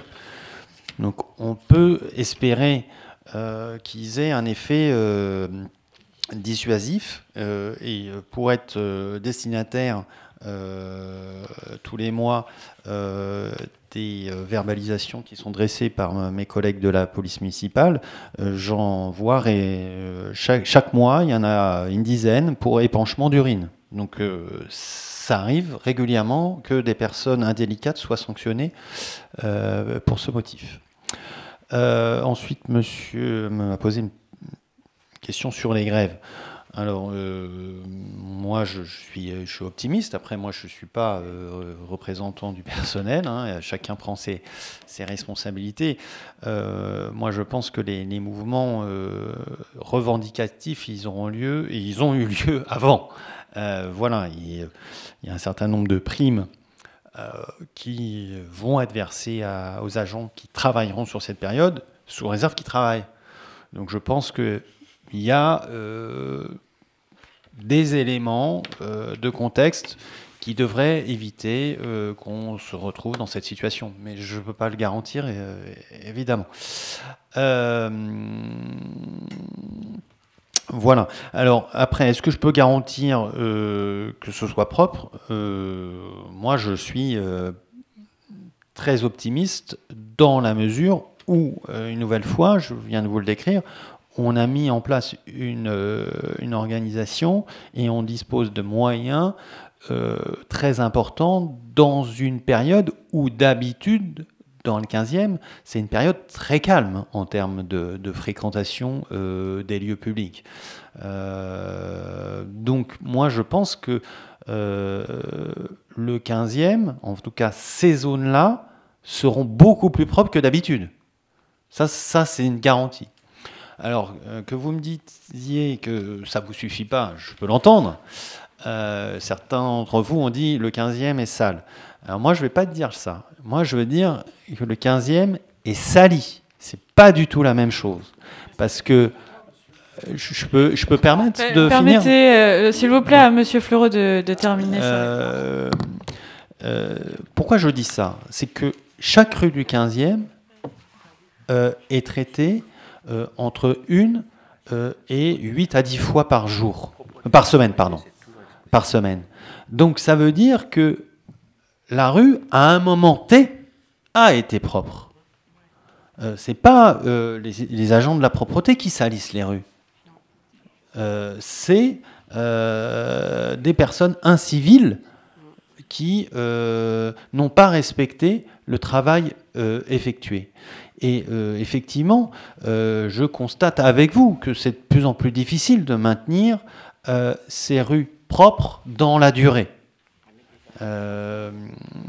Monsieur Abou faisait parler tout à l'heure des capsules de protoxyde d'azote. Effectivement, on en ramasse très régulièrement, mais bon, il y a des circuits de collecte très particuliers pour ce type de déchets.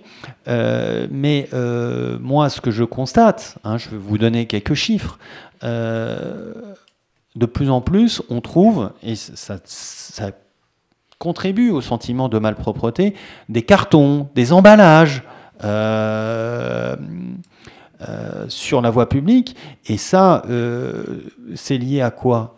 Moi, je vois deux évolutions très négatives pour nous aider à maintenir la voie publique propre. C'est d'abord tout ce qui est street food.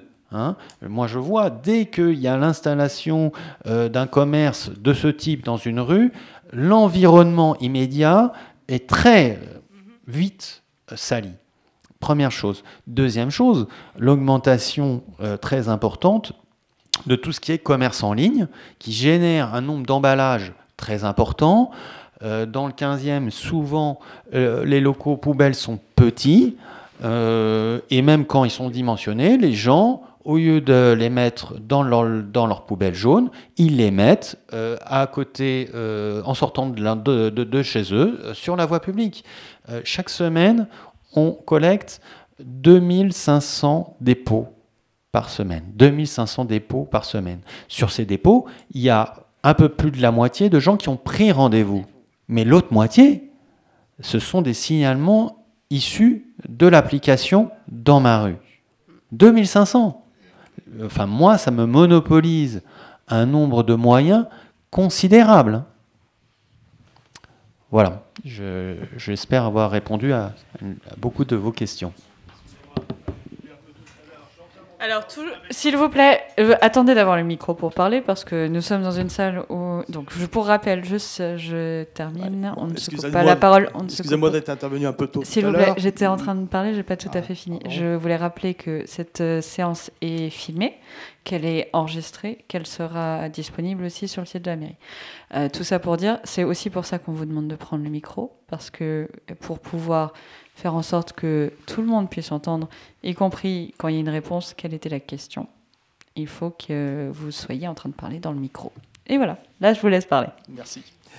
Donc je suis entièrement d'accord avec vous, ce que vous avez dit sur les incivilités. On le voit quand on habite dans le quartier. Mais la question, c'est qu'allez-vous faire pour lutter contre ces incivilités qui vont au-delà de ce que vous avez cité comme exemple. On voit aussi les chiens en laisse qu'on laisse uriner sur les portes des immeubles, sur tous les déchets des animaux. Donc je pense qu'on peut rajouter ça à votre liste. Je peux me permettre de réagir là-dessus parce que je pense que ça... Alors, il y a des questions qui sont liées au service de la propreté, mais en fait, c'est une thématique qui dépasse largement les prérogatives de Monsieur Fleureau, dans le sens où là, quand on parle finalement de sensibilisation, ce ne sont pas les agents qui ramassent les poubelles qui vont sensibiliser à la... Enfin, ils peuvent gentiment s'en charger en plus, mais ils sont déjà aussi très occupés, comme l'a dit Monsieur Fleureau. Okay. Donc, il y a un certain nombre de choses qui sont mises en place. Il y a des actions de sensibilisation qui sont faites par le service de la propreté. Il y a des structures où il y a des groupes qui se mobilisent. Vous avez parlé de la question des propriétaires de chiens. C'est un vrai problème sur cette question de civilité par rapport aux propriétaires de chiens. On a quelques-uns qui sont absolument sans foi ni loi, j'ai envie de dire, qui ne respectent rien en la matière. Et on en a beaucoup qui aussi essayent de faire passer les bons messages entre eux. J'en parle en connaissance de cause parce qu'on a, sur le conseil de quartier Citroën Boussicaut, beaucoup travaillé avec les propriétaires de chiens par rapport à des problématiques liées aux espaces canins.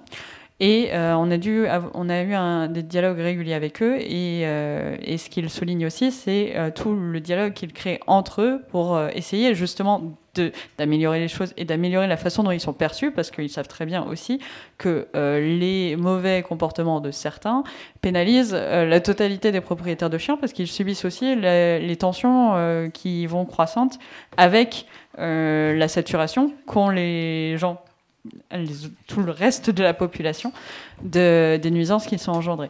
Donc il y a des choses qui sont faites à plusieurs niveaux. C'était ça que je voulais signaler. Et je voulais aussi signaler par rapport à ce que M. Fleureau disait tout à l'heure sur les locaux poubelles qui sont aussi réduits, etc. On voit quand même globalement dans l'ensemble une augmentation des volumes, il me semble, hein, vous me corrigerez si j'ai tort, mais des volumes au fur et à mesure des années de déchets. Et parmi les points, les tentatives aussi d'essayer de pallier à cette problématique, il y a la mise en place des trilibs. Alors c'est pas idéal, c'est pas forcément la solution miracle, mais c'est des choses comme ça. Les trilibs, c'est ces bacs qui sont notamment qui sont disponibles. Vous en avez dans votre quartier. Rue Blomet, voilà. par exemple. Rue Blomet, exactement, avec notamment à disposition des bacs pour les verres, des bacs pour les recyclables, parce que justement, il y a cette conscience aussi que les dispositifs dans les immeubles sont pas forcément suffisants par rapport à l'évolution des règles de collecte, où maintenant on peut jeter dans du recyclable beaucoup plus de choses qu'avant, ce qui fait qu'aujourd'hui on a des capacités qui demandent des adaptations par les copropriétés, et c'est pas forcément toujours fait. Des fois c'est pas forcément faisable d'avoir un bac à verre parce que le local est trop petit. Donc pour essayer de prendre en compte tout ça, il y a ces tentatives de pallier avec d'autres dispositifs. Donc voilà, c'était ce que je voulais ajouter. De compléter votre propos.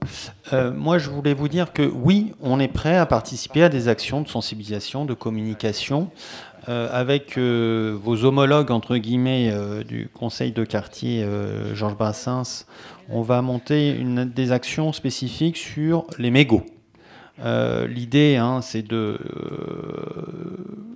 qu'on repère les principaux spots du quartier. Je vous le cite à titre d'exemple, les principaux spots de quartier. Avec les conseils de quartier, nous, on a des équipes dédiées, avec des kits de communication adaptés. On aille vers ces endroits où il y a beaucoup d'incivilité sur cette thématique. Et ensuite, nos collègues de la police municipale passent pour vérifier que les comportements ont bien changé. Si le conseil de quartier veut travailler sur cette problématique, on est disponible pour avancer avec vous. Pour revenir sur la problématique des déjections canines, on fait aussi des actions avec des éducateurs canins. C'est-à-dire que nous, via l'application Dans ma rue, elle permet beaucoup de choses. On a repéré les principales rues à chiens, c'est-à-dire les principales rues où il y a des signalements pour présence de déjections canines en nombre. On a demandé à ces éducateurs canins d'être présents et de parler. Ce n'est pas des policiers, ce sont vraiment des éducateurs canins, de parler avec les propriétaires de chiens, de les sensibiliser, de leur expliquer. Et ensuite, la semaine qui suit, sur ces rues, on demande aux policiers municipaux aussi de passer. Alors, le problème de nos collègues de policiers municipaux, c'est qu'ils sont en uniforme et quand le propriétaire est un petit peu réfléchi, tout d'un coup, il ramasse. Mais bon, voilà. Merci pour ces explications. Je suis globalement d'accord sur le traitement des incivilités, tout ce que vous prévoyez de manière préventive. Mais avez-vous conscience aussi, quelquefois, du manque d'efficacité de vos services? Désolé de vous le dire. J'ai assisté X fois à des changements de sacs où il y a des choses qui tombent par terre. Ça peut arriver, c'est normal, mais ce n'est pas ramassé. Ou des rues qui sont censées être balayées et effectivement, on ne voit pas le balayage qui soit bien efficace. J'en suis conscient, vous savez, régulièrement, je reçois des photos via les réseaux sociaux ou autres, où certains de mes agents sont assis sur un banc ou autre. Voilà, on ne va pas se voiler la face. C'est pas les personnes qui effectuent ce métier, ils le font rarement par choix. Ils ne sont pas forcément le plus motivés du monde par l'exercice de leur fonction. Ce n'est pas une explication acceptable, je l'entends. Et moi, parfois, je suis obligé de sanctionner des agents et je le fais régulièrement. Ce sont des agents du service public. Ils sont sur la voie publique, ils doivent être exemplaires et voilà. Je n'ai pas de réticence à le faire quand un agent n'effectue pas son métier.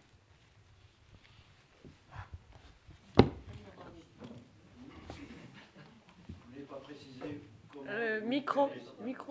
Ah, pardon. Excusez-moi, oui, effectivement. Alors, effectivement, nous, on privilégie l'application Dans ma rue, mais sinon, vous pouvez le faire via le 3975 ou par la mairie du 15e. Vous avez un adjoint au maire chargé de la propreté, M. Pinet, qui est très réactif. Je l'ai au téléphone au moins 2 fois par jour. Donc, ne vous inquiétez pas. Quand il y a des demandes, elles arrivent jusqu'à moi et on y apporte une réponse le plus rapidement possible.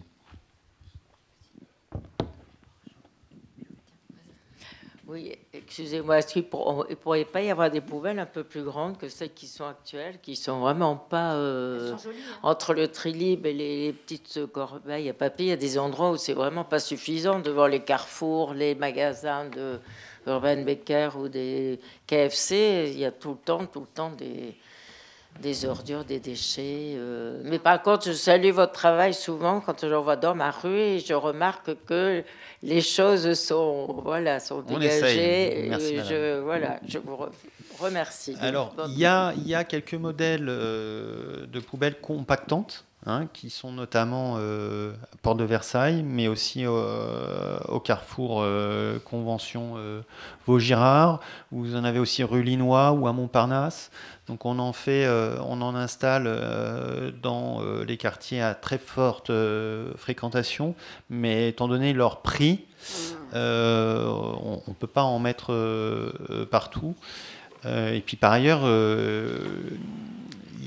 c'est pas moi qui choisis le mobilier urbain, et il y a une commission spécialisée qui choisit l'ensemble du mobilier urbain pour l'ensemble de Paris. Et donc, voilà, je n'ai pas la main sur le sujet.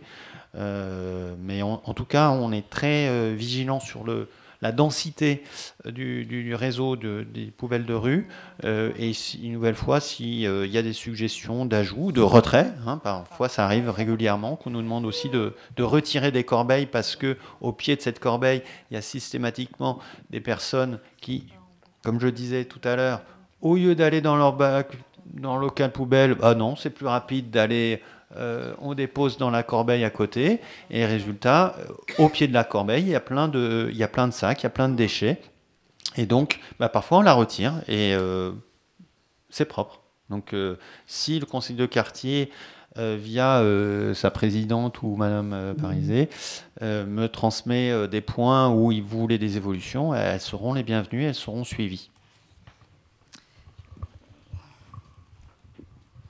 Oui, justement, au sujet des emballages, en fait, nous, nos poubelles jaunes, dans la copropriété, étaient tout le temps pleines ou débordaient.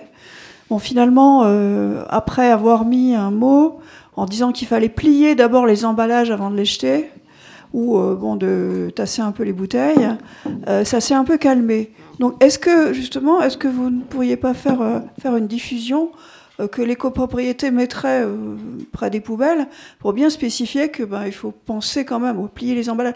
Là, ça veut dire qu'en fait, il suffit de 2 boîtes quasiment pour remplir la poubelle. Hein. Alors qu'en le pliant, ça va beaucoup mieux. Quoi. Oui, mais ça, c'est à l'immeuble de le faire. On fait beaucoup de communication de terrain hein, sur les gestes du tri, les bons gestes du tri. Une nouvelle fois, si on nous signale des adresses, moi, j'ai pas de problème pour faire des actions. On fait des actions en pied d'immeuble pour ce type de choses. Je tiens à rappeler qu'on a mis en place depuis un peu plus d'1 an et demi la collecte 3 fois par semaine hein, sur des poubelles jaunes. Moi, ce que je vous incite à faire, hein, c'est aussi, maintenant, dans beaucoup d'immeubles, les poubelles jaunes sont pleines, alors que les poubelles vertes, elles sont quasiment vides. Parce que, elles sont collectées 7 jours par semaine. Mais je pense que dans beaucoup d'immeubles, on pourrait échanger un bac vert contre un bac jaune. La ville fait l'échange gratuitement, très rapidement. Donc, moi, je vous invite à pas, quand vous voyez que c'est le cas dans votre immeuble, à le signaler au gardien. Et il appelle le service de propreté et on le fait très rapidement. D'accord. On va prendre une dernière question et ensuite on va passer aux questions diverses. Oui, c'était juste une remarque pour dire que les poubelles parisiennes, le modèle Cybelle, je crois, était vraiment très joli.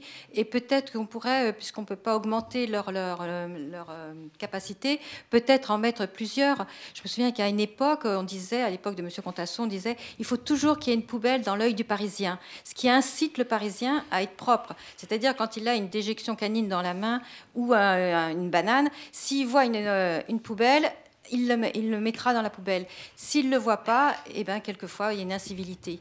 Donc, c'est peut-être un peu la base, qu'il y ait plus de poubelles et pour inciter plus les Parisiens à être C'est pas si simple que ça. Je ne sais pas si vous êtes déjà allé à Tokyo, il n'y a pas de poubelle sur la voie publique. À Singapour, il y en a très peu. Dans le bois de Boulogne ou le bois de Vincennes, vous n'avez pas de corbeille. Non, malheureusement, les incivilités, elles ne sont pas proportionnelles au nombre de corbeilles qui sont sur la voie publique. Honnêtement, je ne pense pas qu'il manque de corbeilles dans le 15e. Moi, je pense que si on veut vraiment jeter son papier ou sa peau de banane quelque part, il suffit de patienter quelques secondes, voire, allez, 1 minute, et on trouve. Non, moi je pense que c'est vraiment une volonté d'être propre ou pas, ou de s'en foutre, excusez-moi du terme. Mais une nouvelle fois, si vous m'indiquez qu'il y a un endroit où vraiment ça manque, on l'étudiera avec bienveillance et on le mettra. Je n'ai pas de problème là-dessus. Nous vous remercions pour toutes vos questions qui étaient très intéressantes. Donc maintenant, nous allons passer à la 3e partie, c'est-à-dire questions diverses. Oui, bon, il reste 6 minutes. Donc, si vous avez des questions, bon, même si ces thématiques n'ont pas été abordées, donc on laisse aux habitants la possibilité de poser des questions qu'ils veulent sur les sujets qu'ils ont choisis. Bien évidemment, je pense qu'on va prendre 2 questions parce qu'il ne reste que 6 minutes. C'est l'occasion de, si vous avez un sujet qui vous tient à cœur, de le signaler, qu'on ait ou pas la réponse aujourd'hui. Donc tentez votre chance. Oui, bonsoir. Oui, bonsoir. J'en profite parce que ça a été abordé pendant les diverses présentations qu'on a eues, la question des terrasses, a fortiori pendant les JO, mais de façon générale. On a des terrasses qui vont à peu près de la porte de Versailles à la rue des Nouettes, qui prennent énormément de place sur le trottoir, qui prennent de plus en plus de place pendant l'été, puisque y a du monde, donc ils en profitent pour mettre des chaises, des tables. Et à certains endroits, ça devient impossible de passer, notamment avec la piste cyclable qui longe la rue, avec des cyclistes qui en plus vont très vite. À certains endroits, ça devient impossible de passer à 2 personnes de front, donc ça devient difficile de se croiser, il faut aller sur la piste cyclable, les vélos arrivent vite, parfois les terrasses sont prolongées par les clients eux-mêmes. Voilà. Est-ce qu'il y a quelque chose? Est-ce qu'il y a un contrôle déjà des terrasses? Et est-ce qu'il y a des actions qui sont faites ou qui sont prévues pour réduire l'impact des terrasses? Tout à fait. Pour répondre au moins partiellement à votre question, il y a des contrôles qui sont faits. Notamment, moi, j'ai été interpellée par un habitant de ce quartier sur une terrasse sur le bas de la rue Vaugirard, parce que justement, quelqu'un s'interrogeait sur le côté réglementaire de cette terrasse, et en effet il a été constaté qu'elle n'était pas réglementaire, et dans ce cas-là il peut être sanctionné. Et donc généralement le meilleur moyen, à partir de là, nous on a un adjoint qui est en charge des commerces, c'est Pierre Menuet.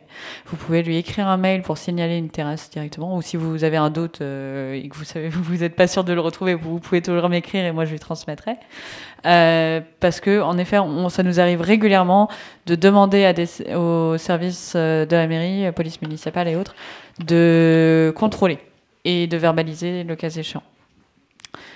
Oui. Vous pouvez répéter le nom du restaurant? Pierre Menuet. Menuet, M-E-N-U-E-N-U-E-T. J'ai épelé tellement de noms hier dans le bureau de vote que je ne suis plus capable de retrouver mon alphabet, désolée. Et est-ce que les terrasses sont interdites ou autorisées pendant les Jeux? Je n'ai pas la réponse là comme ça. Spontanément, j'aurais tendance à vous dire que lorsqu'il ne s'est pas dans une zone, il n'y a pas de raison qu'elle soit fondamentalement interdite. Après, possible qu'il y ait eu moins d'autorisations ou des autorisations plus contrôlées que les années précédentes du fait de la forte concentration de personnes qui est prévue dans certaines zones. Ça, je n'ai pas d'informations spécifiques sur ce point. Pour ajouter une précision, il y a le cas on pourrait appeler ça des guinguettes qui sont sur le bord de Seine pour le jour de la cérémonie d'ouverture. Elles ont elles-mêmes décidé de fermer ce jour-là, pour une simple raison, c'est qu'elles ne pouvaient pas accueillir des clients. Ça veut dire que les clients devaient faire des QR codes, avoir une enquête administrative, enfin, vous voyez, donc c'est pas possible. Donc c'est là, exceptionnellement, le jour de la cérémonie d'ouverture, les guinguettes sur bord de Seine seront fermées. Mais à part ça, il n'y a aucune restriction en termes de commerce, etc. Tout reste ouvert, normalement. Je vous dis, la seule restriction, c'est vraiment les véhicules motorisés. C'est vraiment les sols. Oui, madame. Oui, c'était simplement pour être dans le même ordre d'idée sur le problème de la difficulté des piétons et des PMR à circuler sur les trottoirs. C'était la partie du trottoir entre le Picard et la rue Les Riches, c'est-à-dire près de entre le Convention. Le trottoir est particulièrement étroit et il y a beaucoup de fréquentation sur ce trottoir. Les jeunes, les étudiants de la fac Assas, et dans les deux sens. Et souvent, vous voyez les piétons qui sont obligés de descendre sur la chaussée. Est-ce qu'à cet endroit-là, on ne pourrait pas mettre des barrières pour élargir un peu le trottoir avant qu'il y ait un accident, qu'il y ait quelqu'un qui se fasse alpaguer, parce que je sais bien que c'est le couloir de bus, mais dans Paris, il y a des endroits où le couloir de bus, enfin les bus rejoignent la file de circulation normale. Donc là, c'est vraiment, vraiment très, très étroit, surtout qu'il y a un magasin qui met sa plaque le publicitaire, donc ça réduit encore plus l'espace. Et franchement, le croisement de 2 piétons est impossible. Ne parlons pas d'un PMR. Merci. C'est le croisement entre la rue Le Riche et... C'est entre la partie, en face du Monoprix, en fait. Ouais. Donc, vous avez le Picard jusqu'à la rue Le Riche. Et là, si vous stationnez un moment, et vous allez voir que c'est terriblement encombré et que les gens sont obligés de descendre sur la chaussée. Je vais le noter et je vais le soumettre enfin, en tout cas, en parler avec Jean-Yves Pinet, qui est en charge des espaces publics, parce que c'est lui avec lequel on travaille constamment sur ces problématiques-là. C'est pas forcément alors juste. Attends, parce que j'aurais voulu lui répondre. Moi, quand ça m'arrive souvent, je dis pardon, je voudrais passer, et tout de suite ils s'écartent. Tout de suite, je descends pas sur la chaussée. C'est pas la peine. Il suffit de leur dire pardon, je voudrais passer, et puis ils vous laissent passer. Hein. C'est vrai que parfois on oublie simplement de communiquer à force d'être dans une grande ville. C'est pas faux. Ah ouais, parfois, j'ai bien dit, j'ai pas dit que c'était la solution à tout, hein, bien sûr, mais parfois on est dans le même secteur. Moi, je voulais souligner aussi qu'il y a les vélos qui ont été mis justement rue de Vaugirard en stationnement, des accroches vélos devant Carole, le magasin Carole. Qui sont très mal placés justement quand on fait du vélo. C'est très dangereux parce qu'il y a une espèce de décroché et c'est vraiment très gênant. Et je trouve que ça serait beaucoup plus astucieux. J'en ai parlé d'ailleurs au directeur de magasin Monoprix de les mettre sur le trottoir devant le magasin Monoprix. Ce qui a été fait d'ailleurs rue Le Courbe également. Et ça serait beaucoup mieux parce que c'est vraiment dangereux l'emplacement actuel des accroches vélos. Donc, il faudrait les enlever et supprimer ce décroché. Bon, je vous remercie pour votre participation. Donc, Madame Parisier a tout noté. Donc, là, il est 21h. Donc, j'annonce officiellement la fin de la réunion publique. Donc, merci à tous d'être venus. Je vous remercie. Merci beaucoup et à très vite à la rentrée. Et n'hésitez pas, si vous avez des questions, on reste à votre disposition.